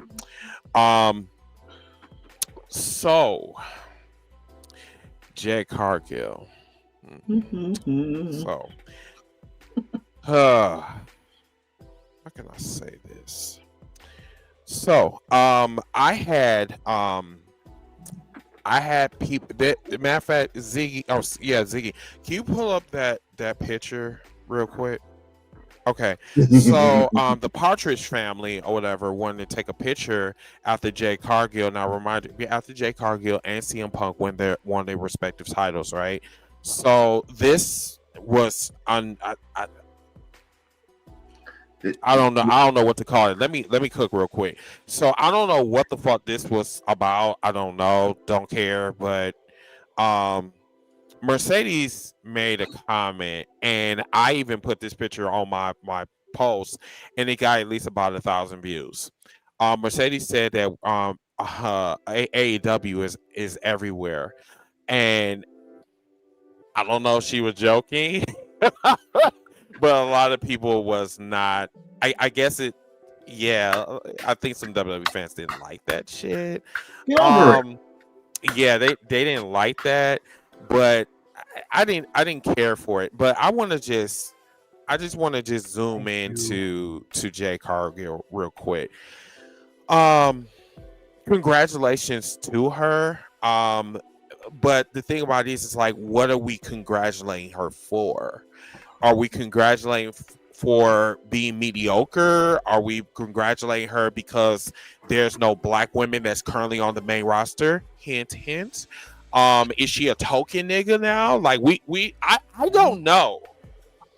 Because Bianca Belair, I mean, I'm not throwing shade. I'm calling it the way I see it, right? Because number one, Bianca won't be back probably for another year because she broke her thumb in 2 places. And then you got Naomi. She's like, she's baking a kid in the oven. So the only person that is there is literally Jay Cargill. She's showing, by the way. Yeah. I really feel in so many ways that Jay Cargill it's like they gave her here's a fucking nigga. Excuse me. Here's a title for you. Goddamn type of shit. I'm getting that type of energy. They say that the person makes the belt. She can't even make a ring. She can't even do a hip toss correctly. She squashed Tiffany Stratton, and hopefully, Joe, you're still on here. They squashed Tiffany because they wanted to make her. They wanted her to send a statement, which she should have did a statement 2 years ago. I think it's a little bit too late. And then this photo op right up here that Ziggy just put up. I mean, this is so. Ricky Starks is showing off that he has a developmental championship, and this man has been wrestling for God knows how long in the indie scene and in AEW. What are we doing? It's just, for me, it's just kind of, it's a lot of fake energy in that whole picture. I just didn't give a fuck about it. That's just how I feel. Before I let you cook, I know you go to cook, Lacey. I know you go to cook. I know. Let me just say this. I'm going to keep this wrestling, and then I'm going to say what I got to say. Watch that match. This is how y'all should have used her when she first got there. Y'all should never try to make her no technical wrestler. Y'all should never try to make her cookie cut baby face. You should let her be herself and let her be a powerhouse. That's how you should have used her. And maybe it would have had some flaws at the beginning, but now we already knew the flaws anyway. But still, the WWE fans that supposedly didn't watch AEW didn't know. But you know what I mean. So, like you said, congratulations. I mean, I'm not here to shit on your parade. You are the WWE Women's Champion, but now WWE. The question is, who is her challenger? Bianca's not there. Who's the next big baby face? Because the next big baby face is, guess what? She's on Raw. And she wants her world title. Unless you go trade her to SmackDown. No, her real champion, her real competition is in Evolve. Oh Lord. Oh, I know what you're talking about. But we ain't gonna have that conversation. But to me, and I'm gonna be very respectful. This is a win-win for me. Because you beat Tiffany Stratton. Don't think I forgot, baby girl. Don't think we all forgot about where you're from, because my brother up there is not that far from where you grew up at. So he knows more about you than I do, or that area than I could ever know. So don't forget that. Okay. Racist white blonde get squashed. No problem with that. No problem with that. But I mean, I guess it's poetic justice. I guess. You know what I'm saying? Little win-win there. But like I said, now you can put the belt on it, and Jay, you can post on your post and say, thank you to my day ones and F the haters. Women, this is why I don't like her. I'm like, first of all, the reason why you got haters is because you are a horrible ass wrestler. And while you sitting up here and you shitting on people that you claim hate you, how about you fucking, first of all, why you sitting up here looking like a mechanic, like you just came out the fucking like good buddy, like, you know, Chucky doll or whatever. I mean, I don't like Jade Cargill. I don't like her. I don't like her attitude. But I will stand up for black excellence. I just don't like her. I don't like how she carried herself. I don't like how she moves. I just don't like it. You know, I'm not one of them niggas where, you know what I'm saying, I'm gonna sit in front of a fucking TV, get some goddamn jar of Vaseline, and then jag off every time I see her on TV. I'm not that type of nigga. That's not why I'm watching fucking professional wrestling. And for the ones that does that, you're fucking weird.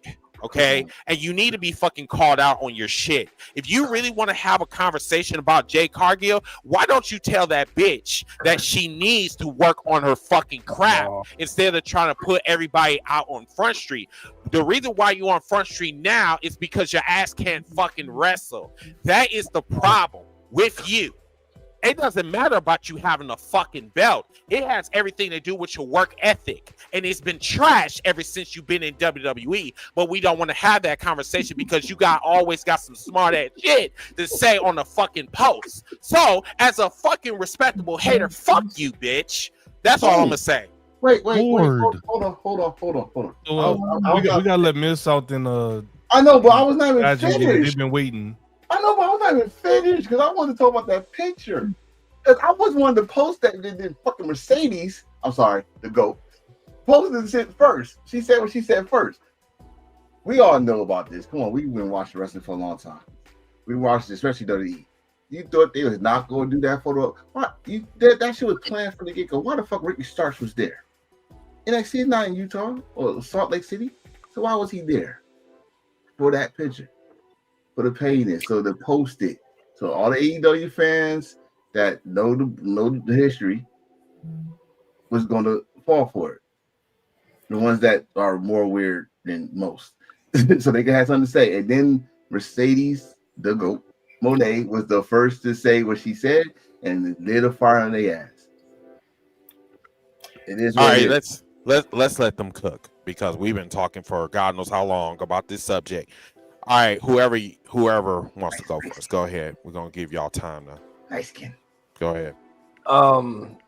Ziggy, I know I'm making a lot of requests, but can you put that picture back up one more time? The photo op picture from after Saturday night's main event. Oh, yes, sir. For me. Ladies and gentlemen, welcome to AEW Dark.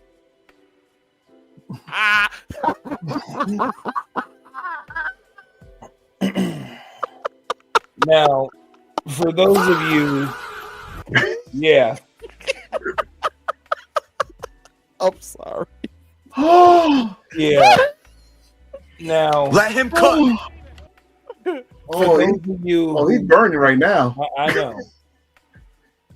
Let me say this because I wanted to put these. I've been taking notes all day for this show later today. Show you how much I was taking this seriously for today.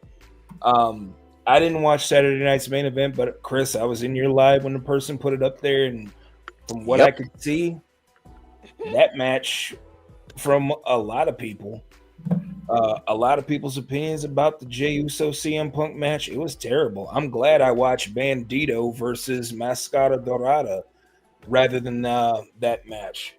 So, couple things. Number one, I don't ever want to hear wrestling fans complain, whether it be in posts on TikTok, X, Instagram, whatever. I don't want to hear you complain anymore about flippy shit. I don't ever want to hear you complain about finisher spams. And I definitely don't want to hear you complain about selling anymore. Because in professional selling. Okay. Because quite honestly, professional wrestling is supposed to be a form of entertainment where we as fans suspend our belief. Because we always see professional wrestling evolve to the point where they don't need to sell specific moves and stuff like that. We talk about the finishers. Mid-South has brought up Jake Roberts' DDT and how not everybody finishes a match with a DDT, but Jake Roberts does. You know why? Mm-hmm. Because there's something special about Jake the Snake Roberts' DDT. Ain't nothing something special about Jey Uso's DDT or CM Punk's DDT. Jake Roberts' DDT signifies the end. And the second point I wanted to make up on here, you saw four former AEW wrestlers that are now champions in WWE. Out of the 3 shows that you see on television, between Raw, SmackDown, and NXT, I don't care if you think NXT is developmental. That is irrelevant here. It is on network television. You see it, you watch it, deal with it. Out of those 3 shows, 47% of the 3 shows roster are made up of people who used to work in AEW. 47.1% of their champions are former AEW workers. Let him cook. That shit scared the hell out of me. The fact that you guys always want to keep AEW in your thoughts and in your mouths and say that, oh, it's bad, but yet WWE is putting them in spots where in that company to be champions. What are you trying to say? That Tony did not fumble them.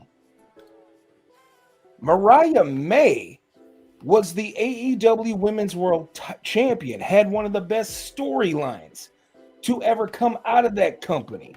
Mm-hmm. Ricky Starks, we all heard about the rumors with him. He didn't want to do much there. He wanted to be with his friend Cody. Jade Cargill, she basically used AEW to get to WWE. And as far as the other people that left that company to go back to WWE, half of them, I even wrote it down. Half of the people that left there to go back are in their late 30s and early 40s. Some of the people that are being pushed right now to the top of the card are either, that matter of fact, let's just name them off right here. CM Punk, who is now your world champion. He's 47. Cody Rhodes is 40. Seth Rollins is 39. Who else have they got? Drew McIntyre, 40. Damian Priest, 40. Matter of fact, I think he's a little bit older than 40. Yeah, he close to 50. Yeah. Asuka is 44. Yet I think she could go till she's damn near 50. And not to mention, we haven't even gotten to it yet. They're talking about bringing back Chris Jericho, who is 54. He will be 55 next Sunday. Jesus Christ. So again, what are we trying to do here when we keep shitting on a company like AEW? When we've said it before, I know Mid-South has said it before too as well. If these guys aren't stars in AEW, why the hell does WWE want them? I'll end on that, and I tag in Mid-South. Let him cook. So I am going to talk only about Jade because we started off with Jade. I want to analyze these things one by one. And let me start off by saying this has absolutely nothing to do with Jade herself. This is mainly about the IWC and about WWE. The thing going around is that AEW dropped the ball on Jade. So let's talk about that for a second. Okay. In AEW, Jade was pushed before she was ready to the top of the card and was crowned the inaugural AEW TBS champion, which means she was a champion that represented the entire network of TBS, which AEW had just moved to because Dynamite was on TNT. They didn't have a second show at the time. So Tony Khan developed Jade Cargill in 2 years better than what Jade Cargill has been developed on WWE programming, and she's been there for 2 years. In fact, if I'm not mistaken, she has now been in WWE longer than she was in AEW. I could have that wrong, but it's pretty close. And so that you can't say Tony Khan dropped the ball on her, because he developed her, and he developed her from being super green to being better than super green. And since she's been in WWE, she has gone from being better than super green to a whole lot worse than what she was when she left AEW. Now, so that's killing the IWEC for saying what they said, and that's killing the WWE because they have not done anything with her whatsoever to make her look better on TV. Now, what WWE has done to her is what you never do to wrestlers, and that's give them a title to have the title help them get over. The wrestler is supposed to put the title over, not the other way around. It hardly ever works. In fact, it backfires most of the time. So for them to do that is, number one, they're saying we're making her champion because she left AEW, number one, and then we're making her champion because we want to stick it to the people that train her in AEW, who did a better job than the people that are training her in WWE, because again, she has gone from being better than green to being a whole lot worse, regressing from where she started when she went to WWE 2 years ago. I'll leave it at that because that's how I feel. Okay. That was nice.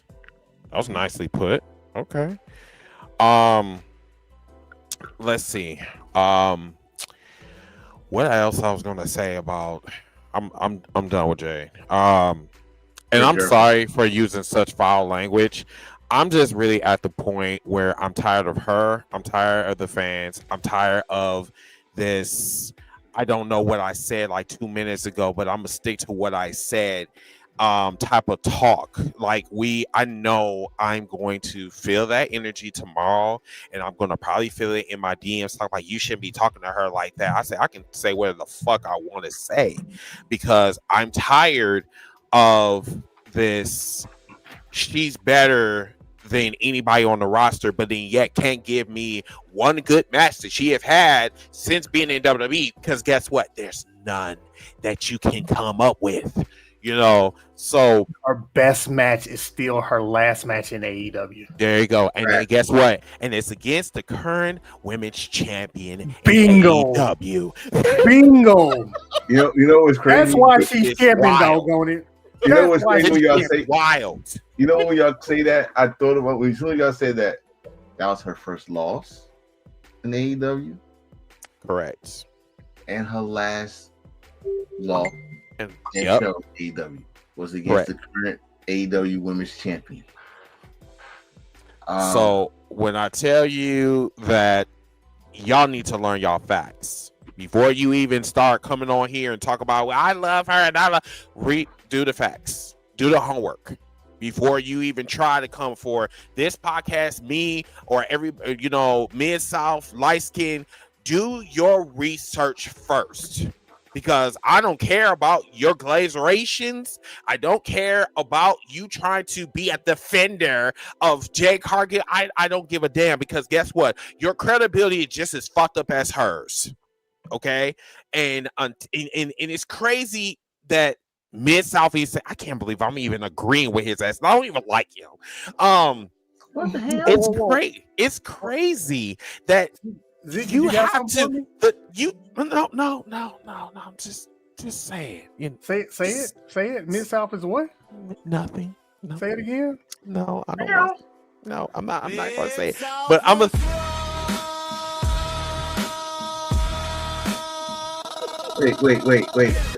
Wait. There's a theme song? Yes. Yes. Yes. I can't stand him. No, so and I totally forgot what the fuck. Oh, yes. So it's crazy. In the history of niggerdom, I've seen this, but I haven't seen it like to the point where it's just so blatant that they literally have to give you a title because they using the title to get the fan out there to get the talent over is wild work. This is how you know that she's trash. This is how you know. A fucking leather strap with circles on it. They have to use a title. Y'all ain't hearing me. They have to use a fucking title to get the girl over. Instead of actually putting her in Evolve or putting her in NXT, how about what is that one chick name? Lash Legend. Why they won't like trade places? I'm not talking about Eddie Murphy and Dan Aykroyd. No, I'm not talking about them trading places. Them females need to trade places. I'm serious. That whole tag team with Lash Legend was pretty decent. Then they broke them up when they started getting traction. Yeah, they fired her partner, and she's in TNA now. Chikara. And she's actually doing decent. Yep. And Jay Cargill. I'm gonna have more energy tomorrow because I know the ones that don't like me is gonna be on the cookout tomorrow. So I'm gonna save that energy for the morning. Okay. Yes. But for the people that's watching us right now, this is the reason why I said that I was gonna be an analyst tonight. I said, you know what, fuck all that, because that's not me. I am giving you the real tea because these motherfuckers, so even that nigga, what was that, Alex or whatever? That man sat up here and said, he said the dumbest shit ever. He said that the Usos and New Day have more credibility than the Young Bucks, and FTR was the wildest takes I've ever heard in my life. When was this? Oh, sir, that was the day before yesterday. Yeah. What's up, Jody? How you doing? No, I'm ready for that smoke tomorrow, Cam, because like I'm tired of this like I don't like we're talking to kindergartens, and kindergartens are like more smart than fucking people my age. You know what I'm saying? Like it's just shit is just crazy. And it's like, well, we can talk about them, but you can't talk about us. What the fuck? What that mean? Why I can't talk about you? You're doing the same thing, but 10 times worse.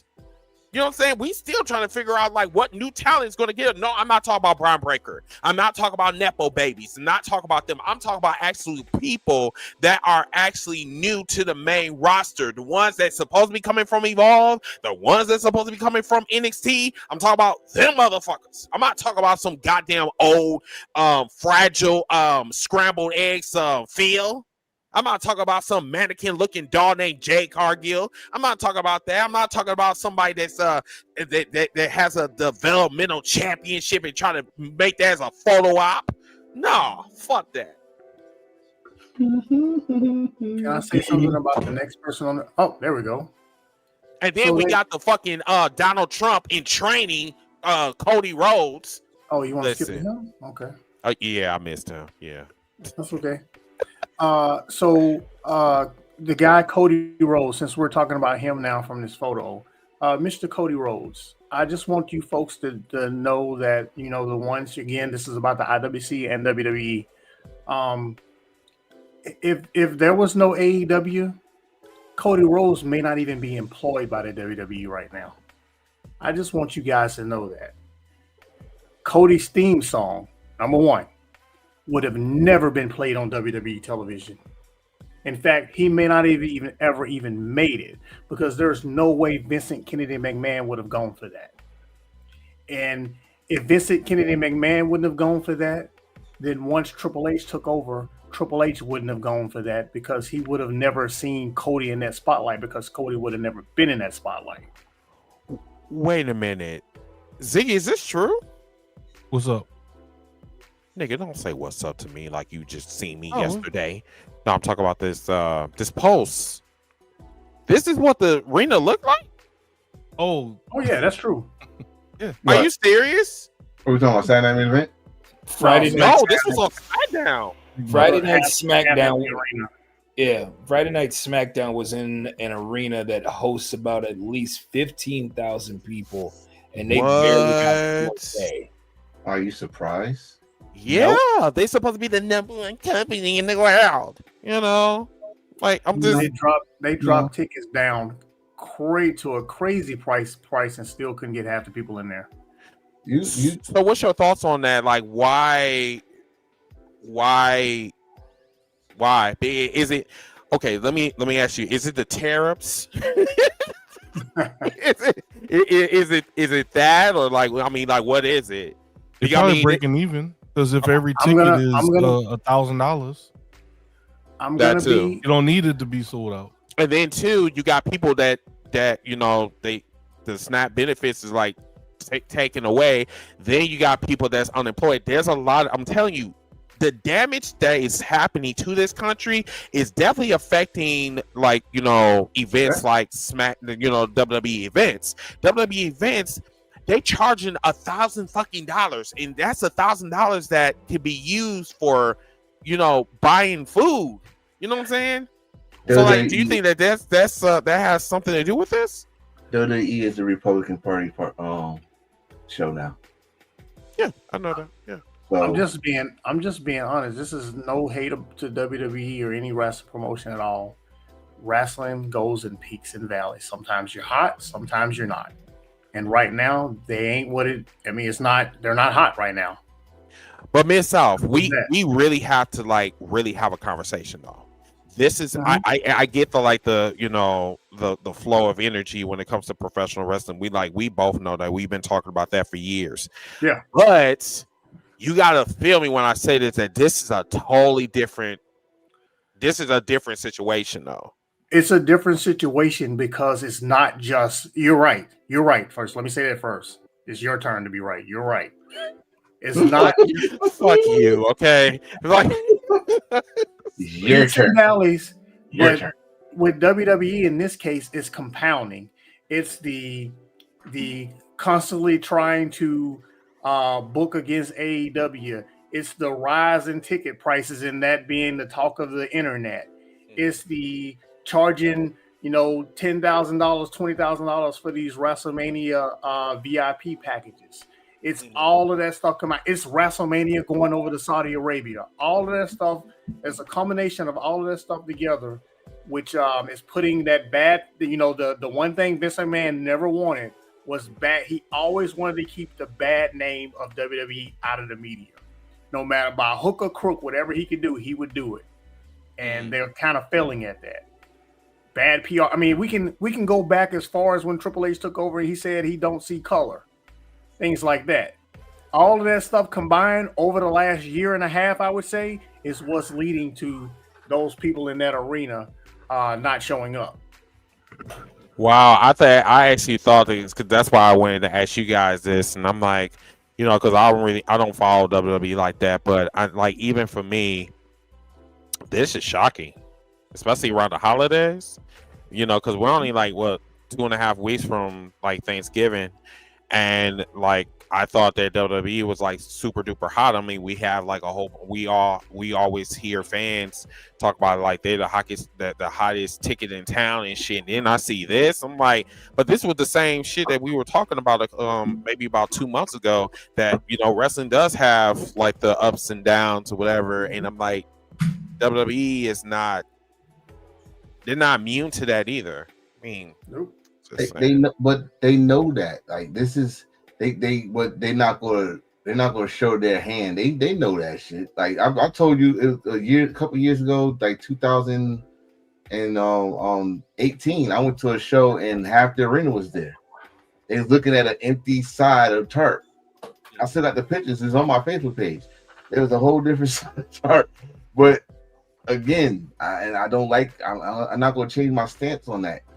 Don't be that fan that buy a ticket to embarrass a wrestling company. You brought a ticket, try to enjoy the show, find something to talk about, enjoy that. But with WWE, they're not going to show us they go do what they always do: go on TV and say, "Oh, we had a sold out capacity crowd." No, it's bullshit. No, this is social media area. Someone's going to say that's bullshit. There's a whole You know, they gonna trump that. So don't. I mean, it's like they said WrestleMania was the greatest show this year. We all know that's a goddamn lie. But they gotta say it. not even close. Right, but they gotta say it to either make them feel better or, like you said, some people are delusional about shit like that. Yeah, wrestling has peaks and valleys every time. We grew up in the era where freaking wrestlers used to be at gyms and little areas, intimate areas. Bro, there was like 5 tag matches on one WrestleMania back in like WrestleMania somewhere around 6 or 7. There was like 5 tag matches on the show. Bro, you know, I mean, it's people understand, like some of us, we've been through this before. Y'all about to find out. You're about to find out. Wrestling used to be in a studio. You gotta know that. That's true. I mean, just ask. I'm gonna learn today. Right. God damn it.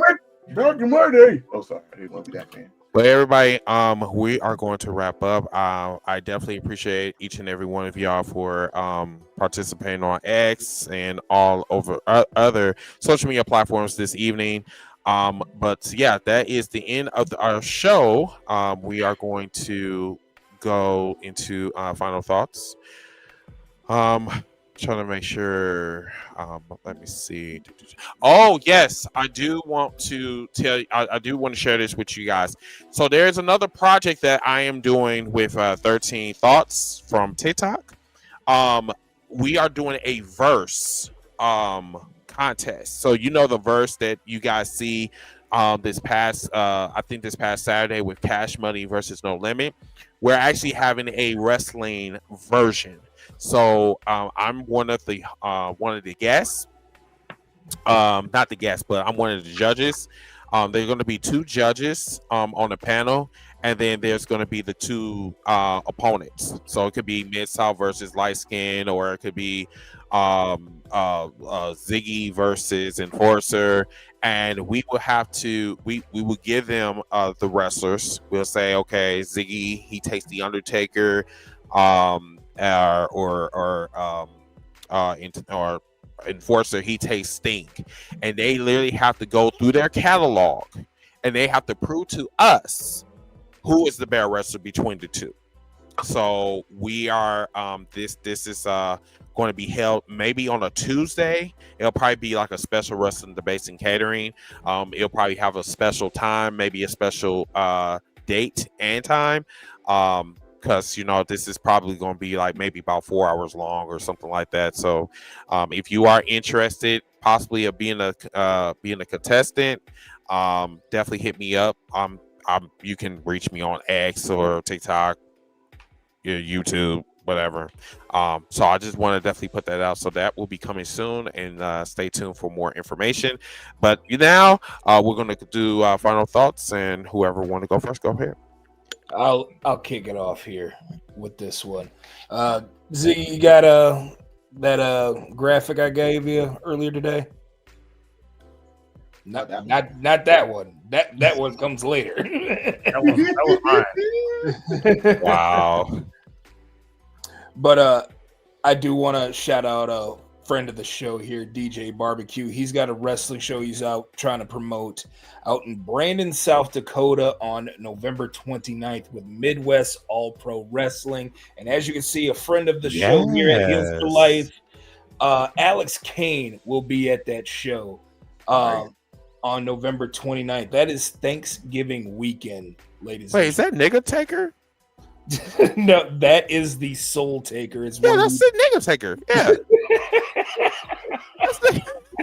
Shut up. I know him personally. That's Michael McMahon. Yeah, he's dope. He's dope as well. We interviewed him like moons and moons ago. Yeah, but definitely if you're in the South Dakota area or if you're in the Midwest area, come check this show out. Like I said, it's Thanksgiving weekend. I have to work on Thanksgiving, so maybe I want to end my weekend, with something nice and take a trip out to Brandon, South Dakota, and check out Midwest All Pro Wrestling. So, like I said, if you're in the area, go check him out. Holler at our guy Alex Kane. Boomaye. Yes. Okay, cool. All right, who's next? Nigga Taker is wild. Yeah, he used to go by that. Nigga Taker. Yeah, that's. Oh my god. And the reason why he changed it because it was like I think copyright reasons. I think I'm not exactly sure, but yeah, that's why he's Soul Taker. Yeah, I've known him for years. Yeah, you're a good person. I was to say, who the hell the real nigga Taker? He got it down. So my final thought is really not wrestling related; it's life related. I'm old people. I'm 44 years old. I'm probably the oldest on the show, and probably the oldest in Wolfpack. But I lost last week. I lost a childhood friend, and this week I lost a biker brother. Life is too short. I thank God every day I wake up. I hope that y'all do the same. Appreciate every moment that y'all wake up. I check in with these guys every day before I go to work, before I start driving around the road. I check in with them. Just say something, let them know, hey, don't take this day for granted and stuff like that. Please take care of yourselves. I know we joke around sometimes. We say some shit that's get on our damn nerves, and we say what we gotta say. But we want y'all to be okay, and want y'all to, at least as a wrestling fan, have fun as a wrestling fan, and keep that love and passion, and be kind to one another. Like, seriously, like, it's not that serious. None of these companies pay y'all to be an asshole for them. Trust me, all right? They're gonna make their money regardless. But just enjoy life. That's all I can say. I'm trying my best right now not to break down, but it hurts because I'm at the age now wondering when's my time to go. So enjoy your life. Enjoy being around. Enjoy the people that's around you. Love them. Don't be afraid to tell them that you love them. I love these guys. I love everybody that's around me in my life. And that's all I gotta say, man. Just enjoy life, man. I'm done. Okay, cool. All right, let's go. I mean, Miss Hoff. I think every single week, I'm probably every single week going to continue to talk about this photo or these two photos that we showed here. So I did Jay Cargill today, a little bit on Cody Rhodes today, but look for me next week. I'm going to talk about, we're going to go right down the line here, because I still have something for that other photo too that's affiliated with this one, the larger one that has that one right there. I'm going to say something about each and every one of these persons every single week. So next week, CM Punk, I got something for your ass. Damn. Yep. Wow. That's for your ass. God damn. Shit. Exactly. That should be. Yeah, there it is. Sonic Green's coming out your ass this week. So. Damn. Shit. Damn. Sonic Green's coming out your ass is wild, by the way. Just want to say that for the record. The right sound for that. So she said, Sonic Green's coming out your ass.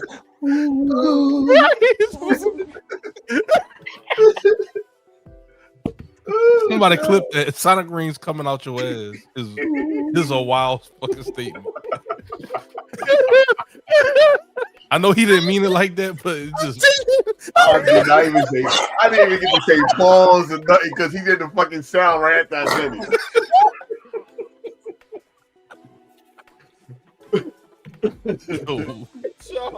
Having fun. So much. That was him forcing. You don't get one. We always gotta get one. We get one. Oh yes, we gotta get one. All right. Oh, I'm next. Oh, yes. Wow. Hey, how you see it? Well, thank you for tuning in to the podcast. I really don't have anything else to say. I just if you act like trash, I'm gonna treat you like trash. Plain and simple. I'm not going to be nice anymore. I've never been nice, but I try to be cordial with people. I do, but my patience is running thin with wrestling fans. Now I know y'all be telling us about anime and DC. I'm not deep into that. I watch my movie and I'm done. I don't go around talking about how big Superman is and Batman and how he's crazy because he lost his mother and all this other BS. I don't have those conversations. I don't have time for that. Like, I'm into my wrestling. I'm very passionate at what I look at, and I love to have cordial conversations. That's why hashtag Heels for Life exists. That's why we have been in service for almost 7 years, and I love these guys. And Enforcer, I appreciate your messages because you are probably the first thing that I hear in the mornings.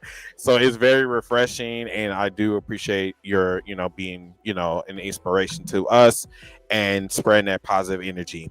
As far as you fuck boys and you fuck girls being moist, I don't care about you. I just don't care. I do value your opinions, but if your opinions it sounds stupid, I'm going to say that exactly in your face or online, either one.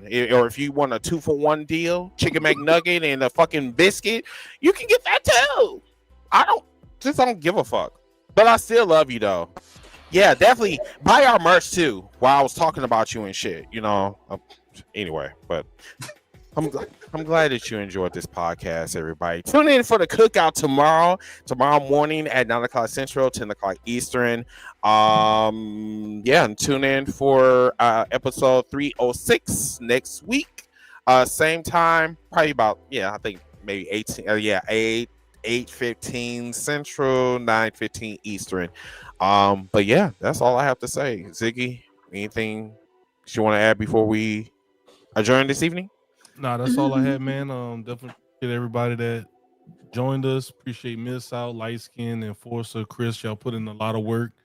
I say this every week or every so often. People that always ask us about getting into content creating, getting into podcasting, different things like that is, it's a lot of work, guys.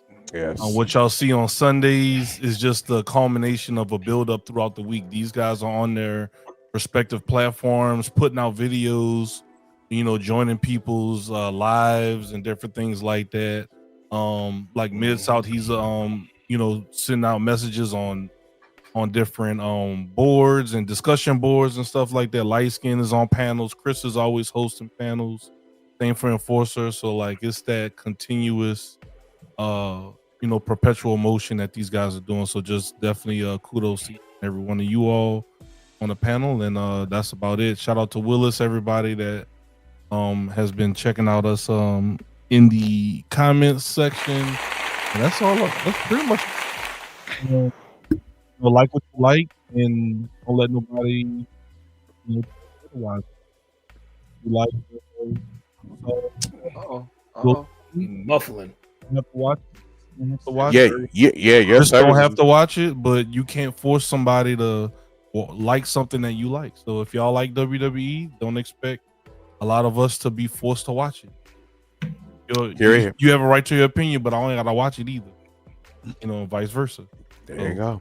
Y'all have a good night, and we'll see y'all next week. Same podcast time, same podcast channel. Shout out. Hang on to your Sonic rings. Yep. Exactly. Come out your ass. I cut up some of that. Yeah, shout out to you. Good night, everybody. We'll see you guys next week. Peace. Say less. What is a jelly roll? What the fuck is jelly roll?